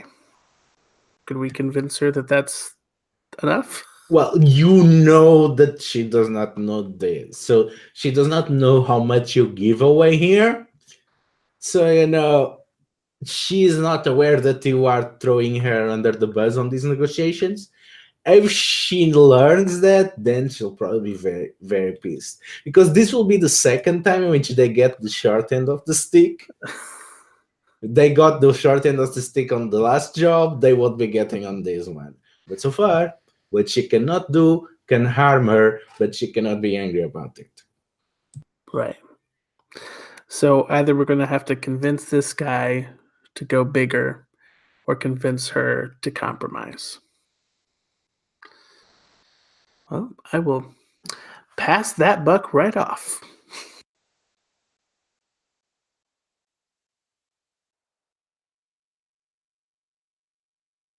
I feel like Jessica is kind of like taking the point on these negotiations. I think she's kind of like our leader a little bit, maybe, whether she likes it or not. Okay. All right. Unless you would rather not, Walter. I guess I could. Yeah. So should I like maybe I'll like can I contact La Pucelle? Like can I just like give her a call and be like, "Hey, got this arrangement. We think we can get a small distraction long enough for you to like move some supplies through, get some reinforcements, get some of your people back home for a little while, and it may not last very long, but hopefully for a few days or whatever, and it'll like give you some more breathing room to recharge things while we figure out a more permanent plan for you. Does that sound worthwhile? You'd have to while this is going on, you could then um, there's some useful skirmishes that we have for you too. Like we basically have made some deals that there's some targets, human targets you could go after that would it would definitely like weaken the humans position in the city, or not the humans, but the what are we calling them? The bourgeois who live up in the hills, right? By focusing your attacks on them, right? We can hopefully get more allies among the like common men, the blue collar workers here in Unity. So yeah, I kind of pitched this to La Pucelle, like I don't know, on a phone or something. So she listens to that, and you have to sway her from a risky position. And devil's bargain is because you propose that better target. She wants to be leading the assault on the police headquarters. Okay. Which police headquarters is this anyway? Is this like the police headquarters like that's like harassing the union or something, or? I would say it's the militarized headquarters of the town. So basically, Okay. it's their almost military base. But, they have the anti-riot equipment. Headquarters. Yeah. Okay. Wow. All right. La Pucelle is badass. So she's like taking the troops right into the hornet's nest. All right. Yeah. Well, the I'm problem not is gonna get in her way. that is going to leave a lot of wasps angry around. Well, yeah. Well, that's a good point. But I mean, who's gonna stop her? She's gonna do it anyway. Not We really. might as well If you coordinate it. don't make this deal, she's going to stick to the industrial zone unless Oh, you yeah? tell her to go somewhere. Okay. All right. Maybe I like kind of I'm like, oh, hold on a minute. And I put the phone on mute and I like turn to my two friends. I'm like, hey, what what do you think we should do? I don't know if there is a perfectly good deal here to be made. La Pucelle seems to be going to cause trouble no matter what, but maybe we can coordinate something with the union so we can get more out of this. The real ultimate goal here is to lessen the police pressure on the mutant zone right now. Do we agree? Yeah. That's our goal, right? So how do we use these two pieces to do that? So we can either use So really, they're both distractions at the end of the day. One of them is so we either use the pilgrims and La Pucelle to do something to weaken or cause trouble at the police headquarters, which like undermines their efficiency, and we also simultaneously create a slightly larger or like other political thing that's less to do with mutants and more to do with like the political situation that the police might need to respond to, like a riot or just a demonstration of some sort, right? Like it doesn't necessarily need to be like a massive thing, but yeah. And if we can support Milokule, then that's going to be good for the mutants in the long run, right? I mean, it sounds like this vote is a big deal. So anything we can do to support Milokule is going to be helpful. I think maybe that's the secret sauce in this. If we can get Milokule elected, get him elected. I suppose. Yeah. Can we? Who is Milokule's opposition anyway? Maybe we can convince La Pucelle to take them out. Bad. That's the thing. The only real competition is Felipe. Oh, right. We were talking about that. Yeah. Well, they're both relatively pro-mutant then. So I guess maybe that doesn't matter so much. We could go either way. Maybe that opinion might change once you talk with Felipe. Oh, yeah. Oh. Okay. Maybe we should talk to Felipe. We've just been assuming that she's like mutant friendly because her whole family is mutants. Yeah. Actually, Felipe is stalking as you leave Milikule's office, and she is pretty effusive, and she's getting a lot of approval, and her speech you managed to catch at this point, which is going on. There is always a way that we can be robbed. We make a strike, we always have those that will work for less. If we go in full strike, you know what they will do? They'll move all the factories to Unity.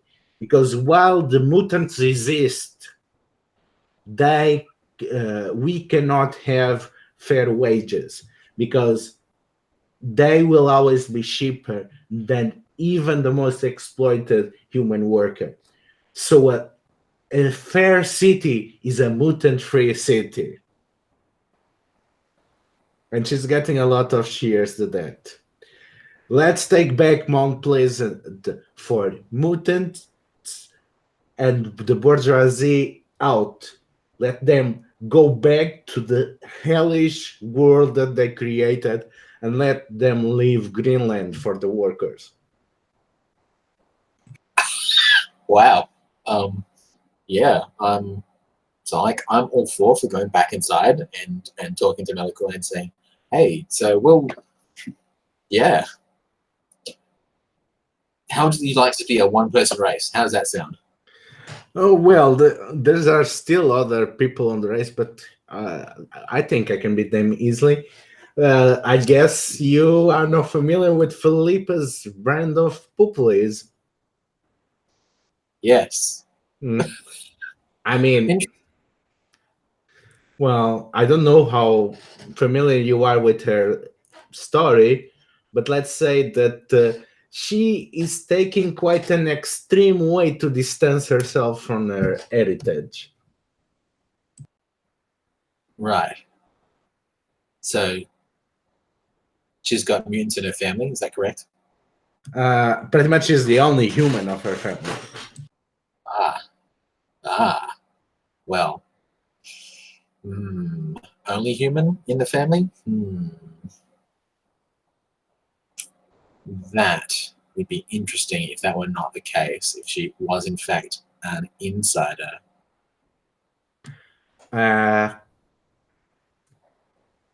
The molecule just taps his nose. I did not say anything or heard anything, but I'll be waiting.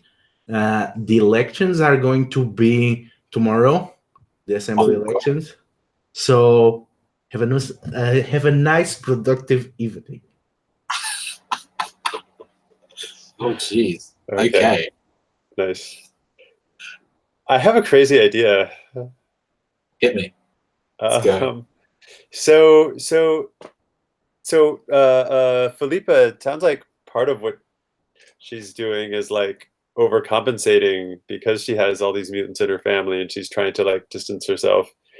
And like one thing that we do know of is that there's like this EOD stuff all over the place, and we're mostly trying to get rid of it because it's bad for everybody. But as long as it's everywhere anyway and causing trouble, what if we like snuck Felipa like a super dose of this, and then she got caught on camera like exhibiting mutant powers? That would totally ruin her. I like it. It was a dirty idea. It's really So cool. dirty. Though. Love it. Do it. I'm in. Yeah. Yes. I'm all in. But Jack is useless in this sort of situation. The biggest problem that I see with that plans is that it does not always gives power and how you're gonna get it. So Is there a way we could do some research and see if there's any word on the street or anything like that if she is actually a mutant and just sort of is actually just hiding that from the public? okay, so why don't you as a group give me a study? Yeah, cool. Yeah. All right. Okay, so How do we do group action? So someone leads the study and the others might help. Oh, I just rolled a die for it. Okay. Because I have one in study. I got a 5. Okay, lucky.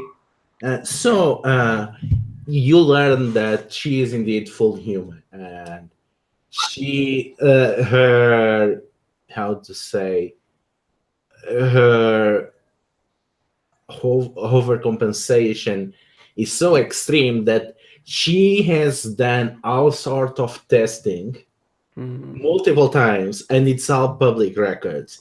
She's really overcompensating, and in fact, she's overcompensating so hard that she also led the Ibex company to extend that to every one of their employers on a campaign of no mutant drivers. So to make sure that the entire industry was safe of mutants. That's why Ibex Black is the main provider of transportation service on Mount Pleasant. The thing is, what you notice is something weird. There was someone that was to live with Philippa, and she left both her apartment and the Ibex company alongside the time that those tests started to become mandatory. And she actually is working as a fashion influencer in Uptown, among the towers of Mount Pleasant, and she seems to have married some wealthy socialite and has taken her name. So learn about this Maria Flint that was to live with Philippa, and that left way too hastily the company as they started doing those mandatory mutant tests.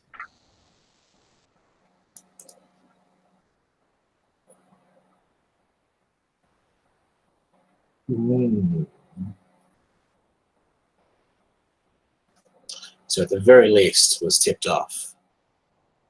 At the very least. So let's do a quick overview.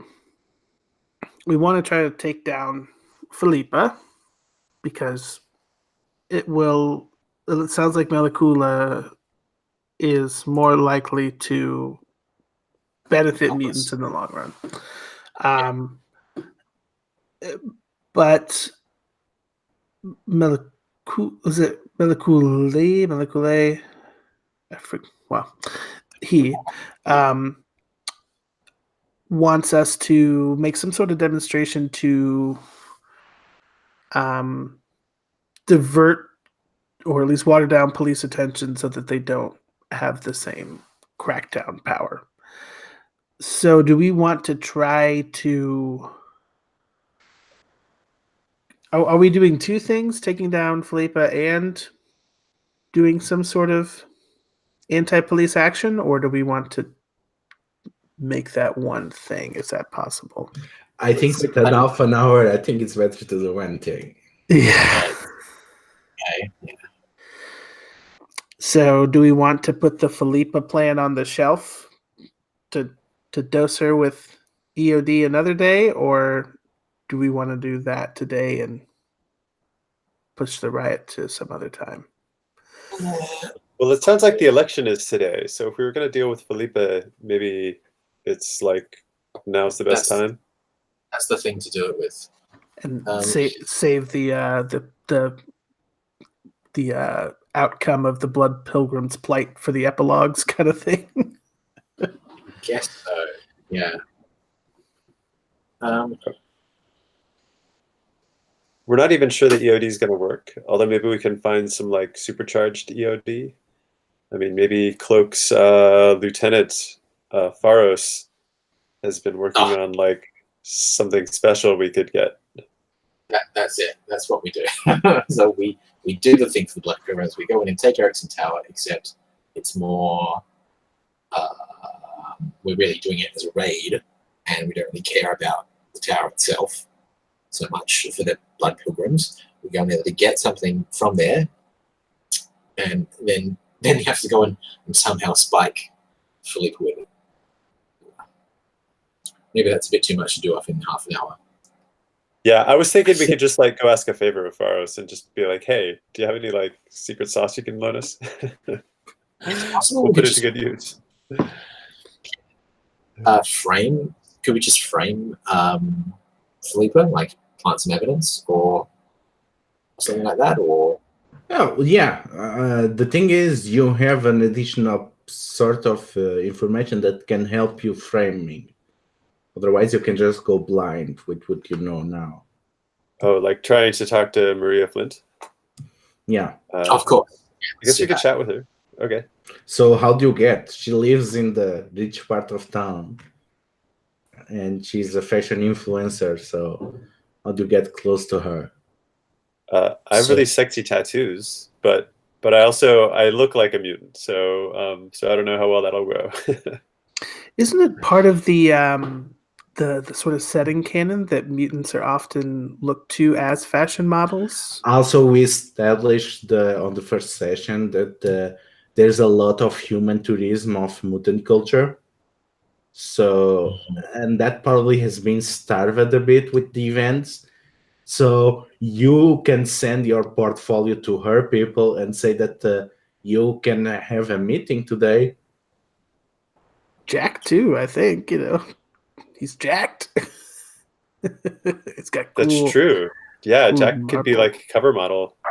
We're on all those like men's fitness magazines, showing off that like Greek statue form. Okay, this begs for a montage. So Yeah. we see you sending your portfolio to Flint Fashion, and you see you driving there. And when you come out of the car, how does your high town ultra rich look is? So each of you describe. Let's start with Michael. What does Gray looks when she's going to the neon cyberpunk of Uptown? I am so excited for this fashion show. Oh yeah, she's got on a pair of heels. She has on like a like a well-tailored like power suit, but like very like open in the chest.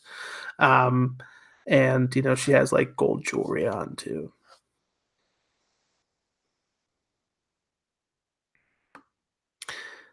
There you go. Okay, and Jack. So I think what ends up happening is that before the fake ends, Jack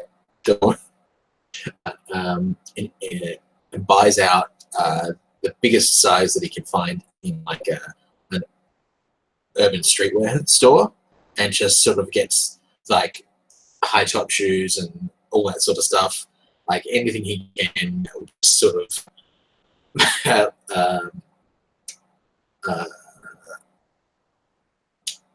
anything like a jack, like sports stuff, I guess, like hoodies, like a hoodie and a singlet that shows off the collar frame, like in the photo there.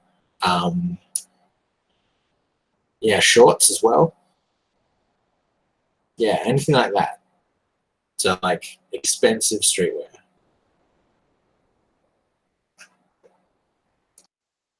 And lastly, what we see on Thorn.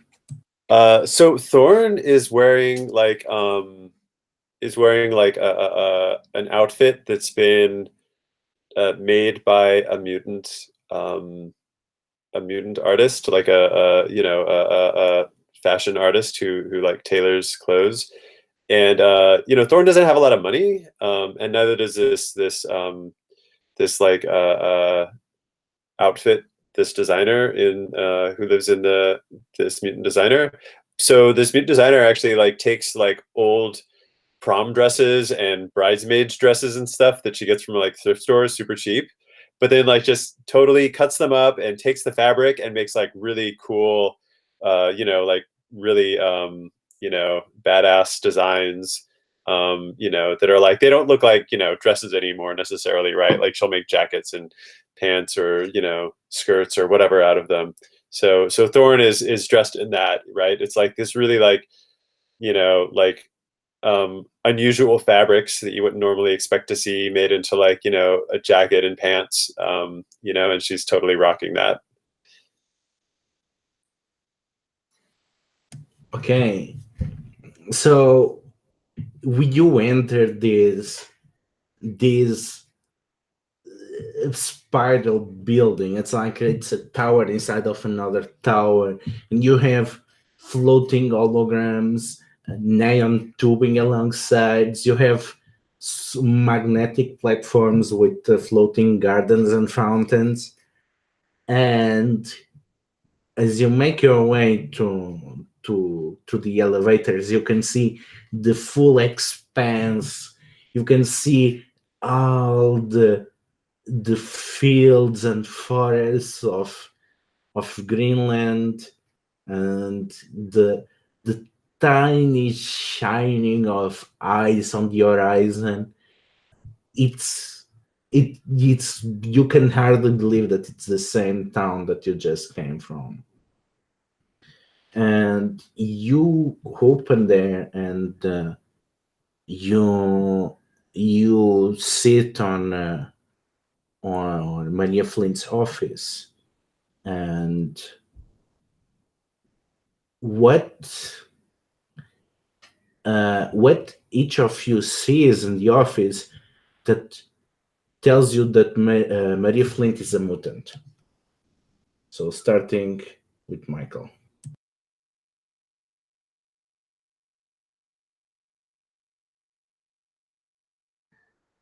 That she is a mutant.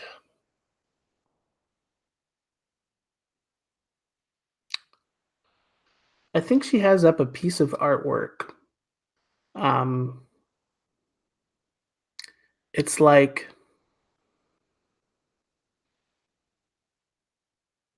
an actual like brick wall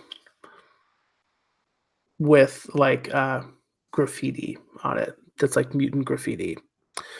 Like with her vast wealth, she seems to have fully transported it from the mutant zone.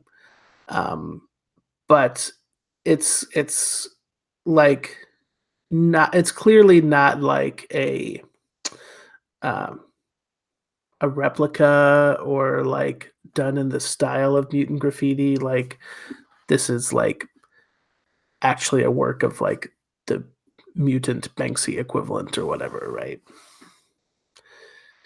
Yeah. Tom?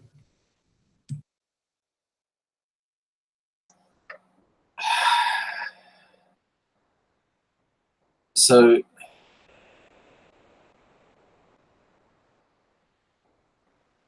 it's going to be something that sort of is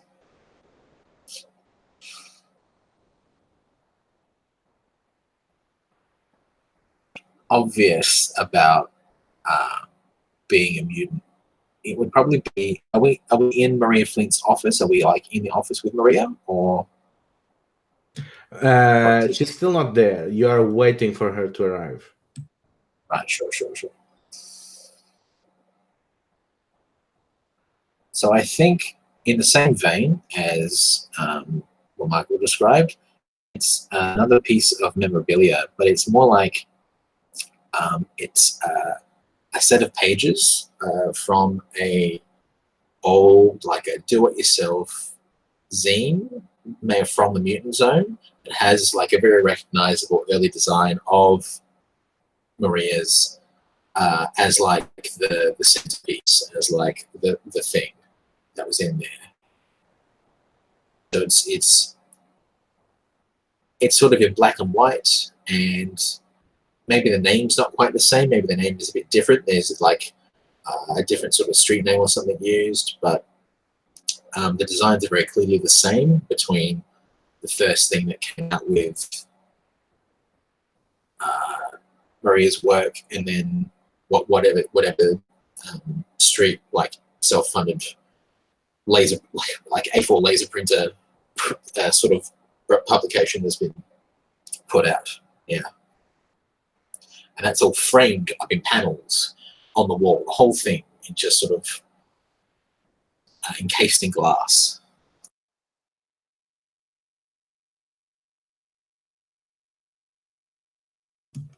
And finally, what does Thorn say? So there's like these like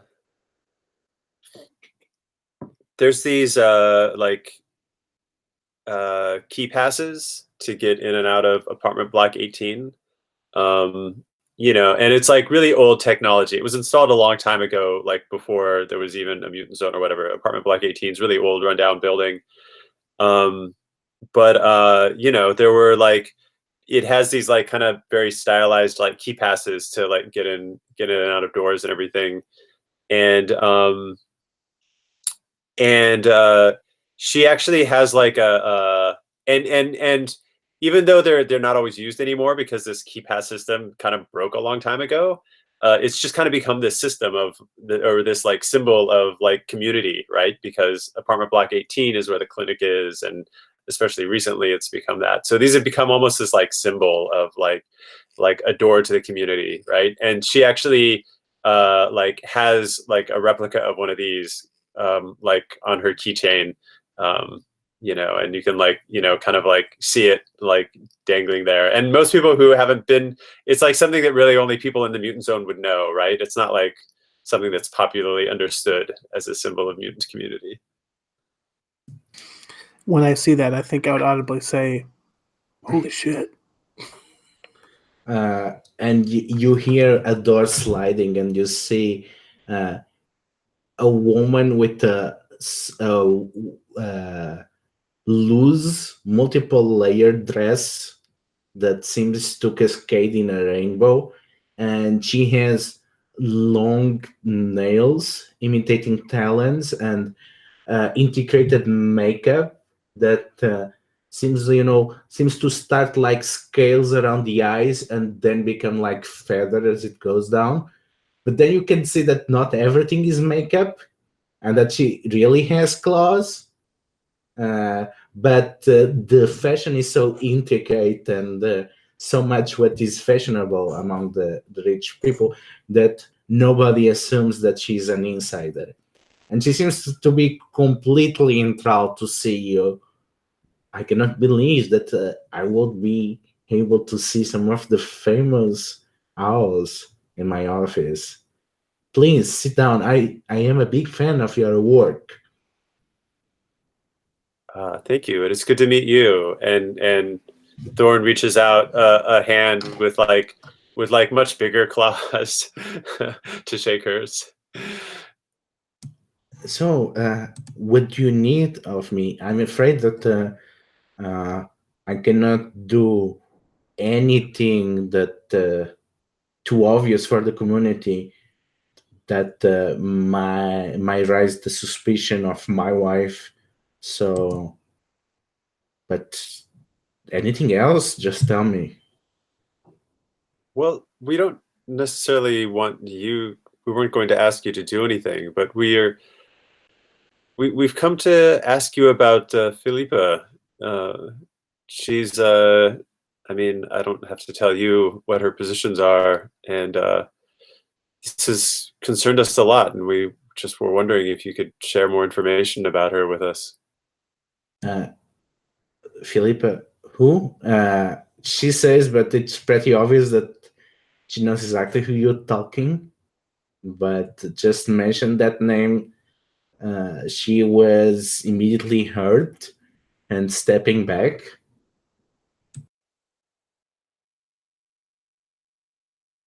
I'm sorry. Forgive me for if I raised a sensitive subject. Well, I don't know what. I have nothing to talk about that woman. I don't know why you would come for me for that. Well, I mean, we're not looking to. It's not you that we want to pull into this, but we're just trying to gather some information about Philippa. Maybe you've heard something about her that would be useful for. Well, For I us have to- not talked with her in 3 years, so I'm afraid whatever I can tell you would be very old news.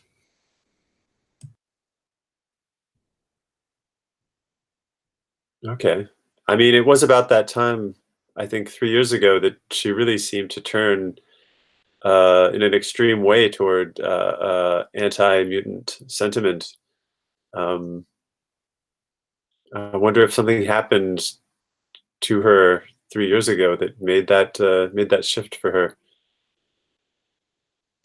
Well, I wondered about that too, but she made a choice at the time, and our lives were not compatible anymore after that. I cannot support her stance, no matter the reasons that she might think that justify it.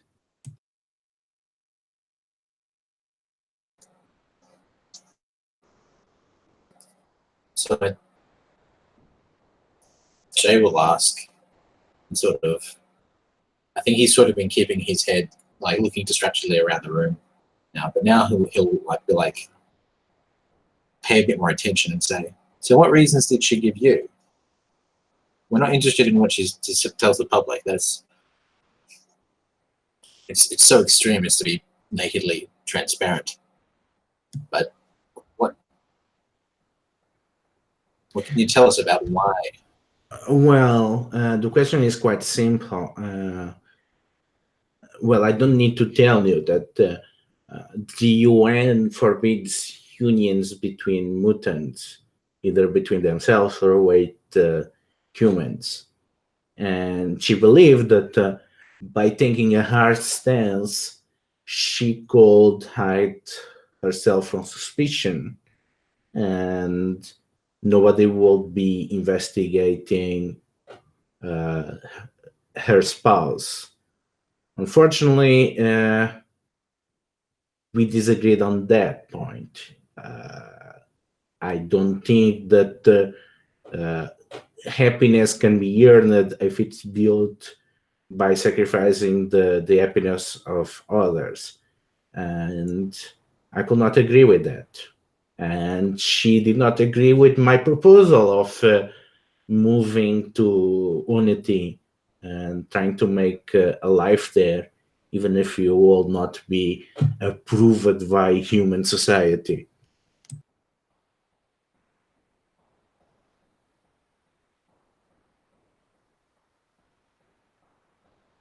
Wow. So now that she's not involved with a mutant, she still maintains and perhaps has even intensified this rhetoric. This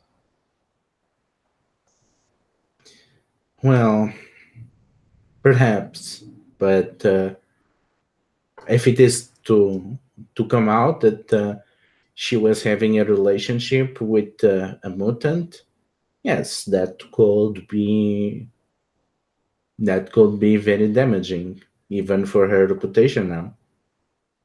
But what about the mutant that have a relationship with her? What will happen to her if that comes out? And if she happens to be living in human society at large, what you expect will happen?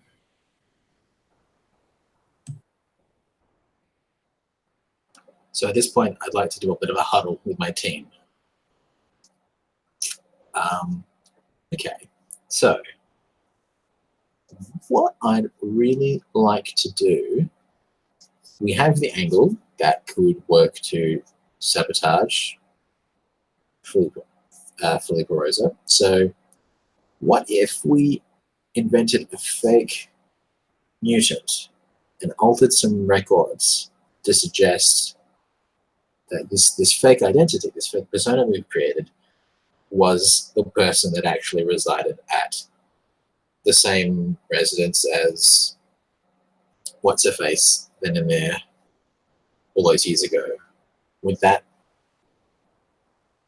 I mean, we don't necessarily have to have anything that's concrete either. All it needs to be is enough hearsay to cast doubt on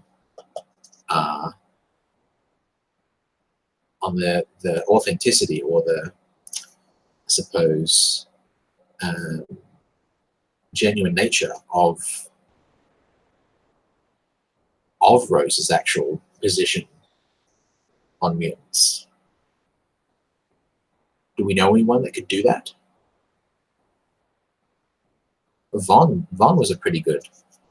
We knew Vaughn was pretty good with computers. Maybe he's disappeared, hasn't he? Yeah, Vaughn's MIA. Vaughn was part of that job, right? What was Vaughn and the was it the Raptors were? Yeah, so he going to do was something, and then they disappeared. Yeah, the Raptors actually stood there until the end. Yeah, it was the Prowlers that Vaughn belongs to. Yeah, the Prowlers and Vaughn disappeared after the job. Government probably took care of them.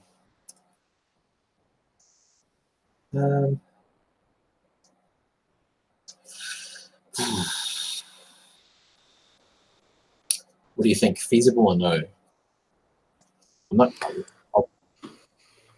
I'll just say that I'm not certainly comfortable compromising this this person's position just for the sake of a political ally. Although one mutant at the expense of many, sorry, the other way around. So benefit for all mutants in the city versus just one, who by all means has lived quite a lavish lifestyle up to now.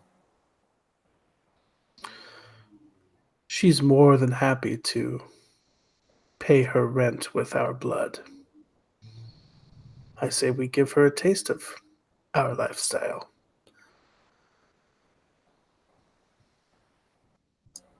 Philippa? Her and her partner.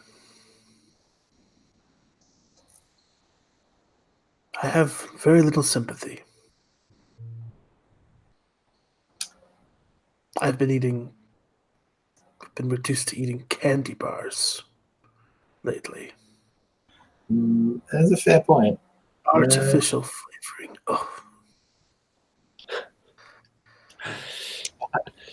Oh. Maybe. I don't know. How rich and influential is this Maria?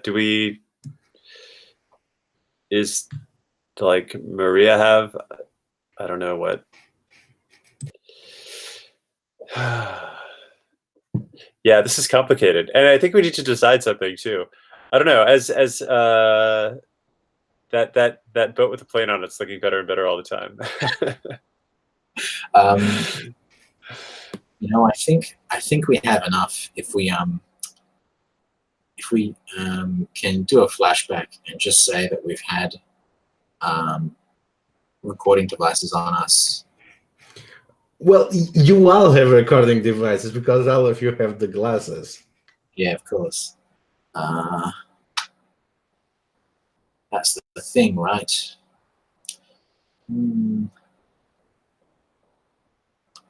I mean, you all make good points. It's not really that much different than just like making a buck off of stuff. Yeah. Well, the question is, do you open about your plan with Maria or not?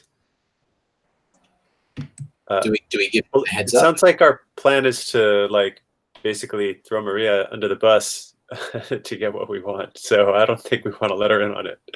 No, I wouldn't do that if I was going to do that. No. Yeah, that's the truth. But if you want her help, you kind of need. So the question is, do you go without her help and throw her under the bus, or you try to see what she wants to? Oh, would she? Oh, I thought she already refused to help us, more or less. No. She pretty much asked you a question about what would be the consequences to her. Oh, I see. Right. I thought it was a hypothetical question where it's like, Well, she presented it like an hypothetical because, again, this is a society in which everyone has a recording device in their face. It's true. I suppose it's true. Well, that's actually a good question. Like, if she's happy to, if she wants to come back to the Mutant Zone, she would be welcomed with open arms, no question. Like, well, here's a suggestion. Look at this company. And she points to the office and points out to herself. What if it comes out that she used to have a relationship with me, and that we were actually to be engaged? Just look at this, and let's assume that. And she puts a contract in front of Thorn. Let's assume that I just sign you for an entire collection for 2 seasons. And I make a very public ad campaign that will start, well, in a few hours. And these two things become very public together. Do you think that will be fallout enough? That, that she was to be engaged with someone that is so much in love with mutant culture? So we wouldn't even reveal Maria to be a mutant. We would just like, show the connection between like mutant culture, like Maria's into mutant culture, right? Okay, yeah. That not only mutant culture and the bourgeoisie, the two enemies that she's actually rallying against. Oh, Maria? No, I mean, on the speech. Philippa, right? Yeah. I mean, we've been rallying against the bourgeoisie too, but I guess around here you've got to lie in bed with the enemy sometimes. It doesn't seem to be any other way. Police seem to be enemy number one for us. All right, yeah, let's do it. I'm on board. What do you guys on board with that? Okay, so we see the wrap up from season 1 of this TV series, which first, Thorn, so what is the campaign showing across the city of your new collection and collaboration with Flint Fashion? You sell out? Well,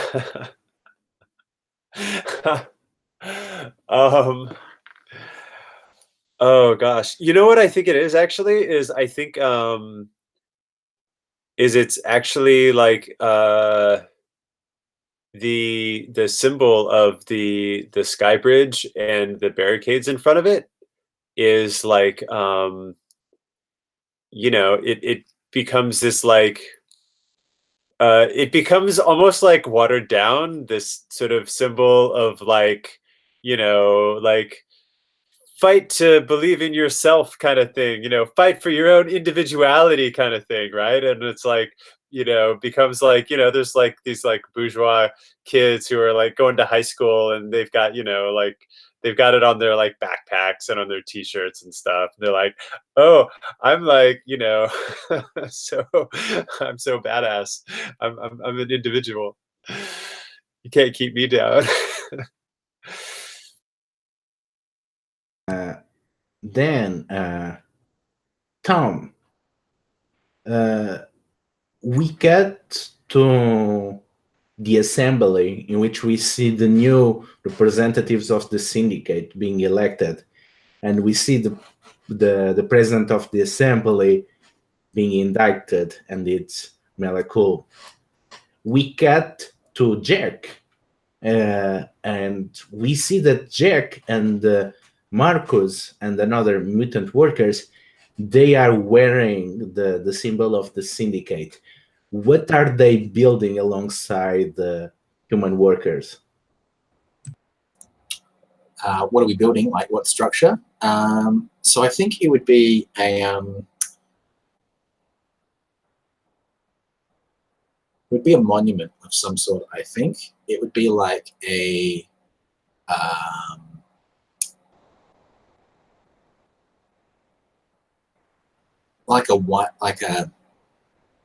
like some simple steel or concrete pylons coming together, just in different geometries, and they're sort of like odd or like impossible sort of shapes, but they're just sort of being lowered into place with cranes and stuff like that, so that they have to actually be bolted down and need a supporting structure to go underneath. So you've got a team of engineers and stuff going on underneath them, and I think Jack is holding one of the beams all by himself, so to speak. There's probably like a camera crew or something in the background as well.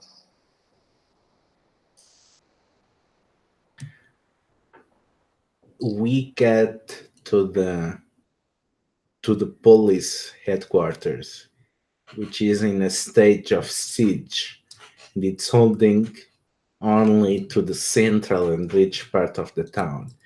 And we get to the television in which we see the coverage of corruption investigation in the police force. Then we get to the old dilapidated urban areas. And what do we see? What do you see on the new quarter of New Unity? What are you building with the Blood Pilgrims? What we see Gray alongside LaPuchelle doing?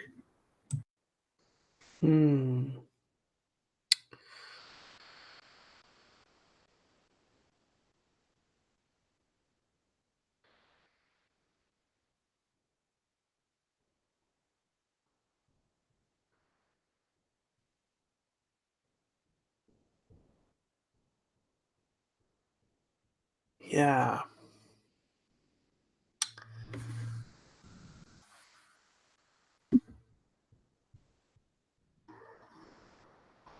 I think it's like a helipad.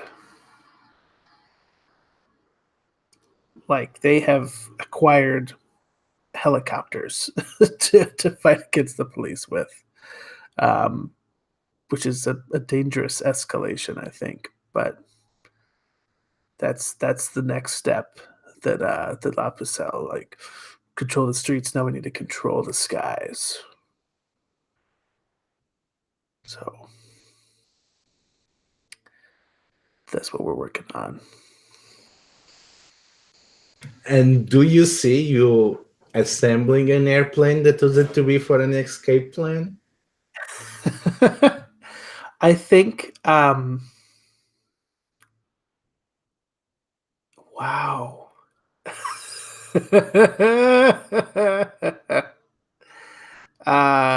I think for like the ending, like season finale, it's just left ambiguous, you know. She's assembling an aircraft. Is it to flee? And I think we kind of see her like there's this like camera sweep of her like looking over Unity Heights and like these new like billboards that are up for like this fashion company, and then like also then just like panning over to look over like the beautiful bay off of like this idyllic Greenland coast, and the sun sort of setting off in the distance. And it's like then they're probably like that "Do I stay or do I go" song like starts to play over the scene. Yeah, too bad we weren't renewed for a second season. Too bad. Who knows? Okay, thanks everyone. Great work. So I guess we're gonna jump to Roses and Thorns. My biggest thorn has to be, it's not clear when the system is its own thing or it's going to the SRD. So sometimes you are on that border zone, which you are not sure that this has changed or in purpose, and it's a purposeful omission, or it was left there by DC because, well, you just refer to the SRD. So that margin, it has been in all of the Mutants in the Night games which I played, has always been a bit confusing. But I think we managed that pretty well. But I think that's pretty much my thorn that I have from these sessions. So I don't know what you guys want to suggest. I would agree. I think that this is a game that is it's easier to play this if you're familiar with Blades, and you can kind of fill in some of those gaps with your Blades knowledge. I haven't played Blades, so there was times where I'm like, I don't know what some of these terms mean, and it feels a little bit like they're banking on knowledge. And maybe that was just part of the design decision. Like, hey, you know, this is based on Blades in the Dark. Go figure that out. But I always try to wrap thorns and roses, but I'll resist that urge and let others share their thorns. Yeah, I would certainly agree with the general sentiment there. The specific thing that came up was something that you pointed out earlier, Lito, with the if you're able to have a solo like doing me vice that you just do on your own, and then the actual rules for vices are exactly the same as normal Blades, where you require another person to be present, and the consequences for it, you know, relate to that as well. Then it's sort of what does that really mean for that there in terms of like what does that mean? I understand that what they're really saying in there is like you spend time just doing stuff, right, rather than like anything else. But at the same time, that's also sort of not. It feels like that particular one needs a bit more like refinement to just sort of say this person. Okay, so at the end of your time, who comes and gets you from, who collects you from your wherever, that sort of thing. Something a little bit more specific than that. But yeah, overall, it felt really good. So that's like a fairly minor thing to talk about, I guess, at the end of the day. Walter, any turns? I think a lot of my ideas about the system were already covered. Yeah, I like noticed myself that it's like some places it's not clear, like how it's exactly how it's meant to dovetail with the base rules, the blades rules. Yeah, so I think that was the main thing. And I think also like I felt like if we'd I felt like I don't know, it would have been interesting if there was like a bit more, I don't know, like an open an open palette. I felt like we were a lot of times reacting to pressures put on us directly from the world, and I think like a little more space to like breathe and kind of pursue our own agenda would have been nice. Yeah, I agree that there's a part in which it could actually have deviated more about from Blades. And also, especially when I'm the player in Mutants in the Night, I get that feeling because the intent seems that it wants to me to explore that, but still sticks way too close for the job mechanics of core blades in the dark. So there is, you have this dissonance in terms of Ludo narrative. Yeah. Well, but moving on, roses. Well, oh god, the biggest roses so far is I kept throwing such hard balls to you guys, and every single time you went great. I actually, I mean, I was surprised at the amount of devil's bargains that you accepted. For example, like it must have been like around 90% of them, which, and you flew with all of them. I mean, really, how you took the hardest changes, the new vectors, the new things that kept incoming, and you flew with it. I was really impressed. You guys were just full sportsmanship for that, rolling with everything, always managing to keep yourselves involved. It was really great on that aspect. And in particular, I really love the Walter. In particular, you did such a great job to give life and personality to Unity. I think your contributions to actually flavor Unity culture were great. Just as uh, just as you, Michael, the contributions to to actually make it like a community. How to flash all the people and all the problems and to tangle everything. That was really great. And then then we have Tom, that on the Jack side always have this, let's say, common person from the street's point of view, and it was more grounded than the perspective that the both of you did. But I think the three together, it really created this complexity. The degree of complexity of how I saw your descriptions and how you interacted with Unity and the Mount Pleasant overall, they became more and more complex just to see from, even just from, it was when only the three of you interacting.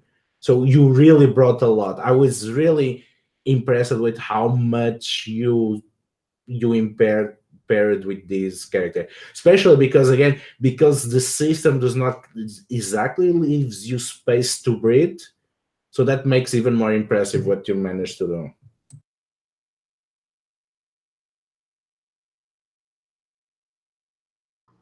I'll do my best to keep mine brief for Tom's sake, because I know it's late at your house. But I would say I could see like there's kind of like two different ways you could run this game. You could do like the cool like fighting back against these oppressors and like succeeding and winning and having that cool fantasy. And then also, I think the way that we kind of did it was a little bit more like compromised and like at every turn and having to make these hard decisions. And I actually really enjoyed that. Sometimes I can feel a little like paralyzed by two bad decisions. And I did feel that sometimes, but only in a way that like added to the impact of this session. So I really want to thank you for those really hard bargains. I think it says a lot that we finally had one that we had to turn down today. You know, it's like that shows to show how tough they were. But yeah, it was. I had a great time. Everyone really fleshed out their characters. If we had more time, I would have, of course, wanted to just have long talks with each of you about how you feel. And you know, I did feel a little push to like, well, we got to go do a heist kind of thing. But at the same time, that kept the action going. So I really impressed with everyone's commitment to the pacing. Ludo, I think you handled it very well, balancing the action with giving us time to breathe. But yeah, this has been one of the most like densely satisfying 4-session series I've had recently. So really cool. Thank you. Yeah. This has been really interesting. A really interesting series. I think this is probably the most action-packed set that I've certainly played in the Gauntlet in the little time that I've been here. It was a lot. It was actually a lot, and I think that's largely down to Ludo. I guess everyone really like being really on point with the pacing of everything. The session 3 in particular was just starting in media res, right in the middle of the conflict, was what made that session resolve so well in my mind. That worked perfectly. So I wasn't expecting it because it's not how I normally play. And it was great. It was satisfying. Yeah, the whole thing was great. Everything. And also getting off to a really strong start in session 1 helps a lot with these sorts of games, I've found. So that was a really big deal. And everyone's characters are good, and yeah, it was great. I'm really tired, so I'm just going to keep it at that. Nice. The world was awesome. Ludo, one of my favorite things was how you kept bringing the factions in, and each faction had its own personality and had like a leader that we could like, you know, that really was like a face to the faction, but then it was also like a group of people behind them. And I love that. It just made it feel like really diverse, a lot of complicated interests, right? There was a lot of politics. I'd say more than most games I played. It felt like it was a very political world with a lot of competing interests and people wanting different things. And our characters ended up at the center of a lot of that, and we had to navigate lots of it, which was really cool. And I love that you kept asking us for contributions about Mount Pleasant and Unity and what it was like. And it felt like everybody was building this really complicated, intricate, like tightly connected world together. It was really cool. I also really loved that you kept bringing in over and over our like contacts off the character sheet, which was really cool, right? And they became really central to a lot of the game, you know, and bringing in the person, the human with the fighting style from Jay's family was really awesome, right? Like little touches like that were so good. And then for the players, yeah, like I just love how, you know, everybody's characters were like came to life, right? And I mean, Jay was awesome. This like, I mean, it was so easy to picture Jay as this like statuesque, you know, martial arts character, right? And like with a lot of heart too, right? Like I almost feel like Jay was like the moral compass of our group, you know. So that was cool too. Yeah, and then Michael, I really love how Gray was like I felt like I was kind of the more, I don't know, maybe like a bit more of like selfish as like a selfish mastermind, and I felt like Gray was much more like, I don't know, this like big picture kind of thinker, and so that was cool. And yet, and that escape plan with the plane was awesome too. It's kind of like I got myself covered too. And I loved the background for Gray. Like it really felt like I mean, it was interesting. I think something we never explored that it would have been cool was like how Gray and Thorn became friends, and because our backgrounds are actually really different, right? Like totally different, right? Like privilege versus like poor, you know, intellectual versus an artist. We never got into that, but like there's so much potential there too. So yeah, I loved that contrast. I had a really good time. It's been challenging some mornings getting up. This game starts at 5 a.m. for me. I've been like going to bed at like 9:30 at night on Friday night so I could get up for this game. But it's been worth it. So thanks everybody. Okay, thanks everyone for making this a great campaign. See you all around. I'll try to get more reasonable hours for my games. I'm trying to figure out a way for July. Let's see if I can manage. Okay. See you all. Thanks for everything. Are you guys okay with me uploading it? Yeah. Yep. Okay, thanks. See you.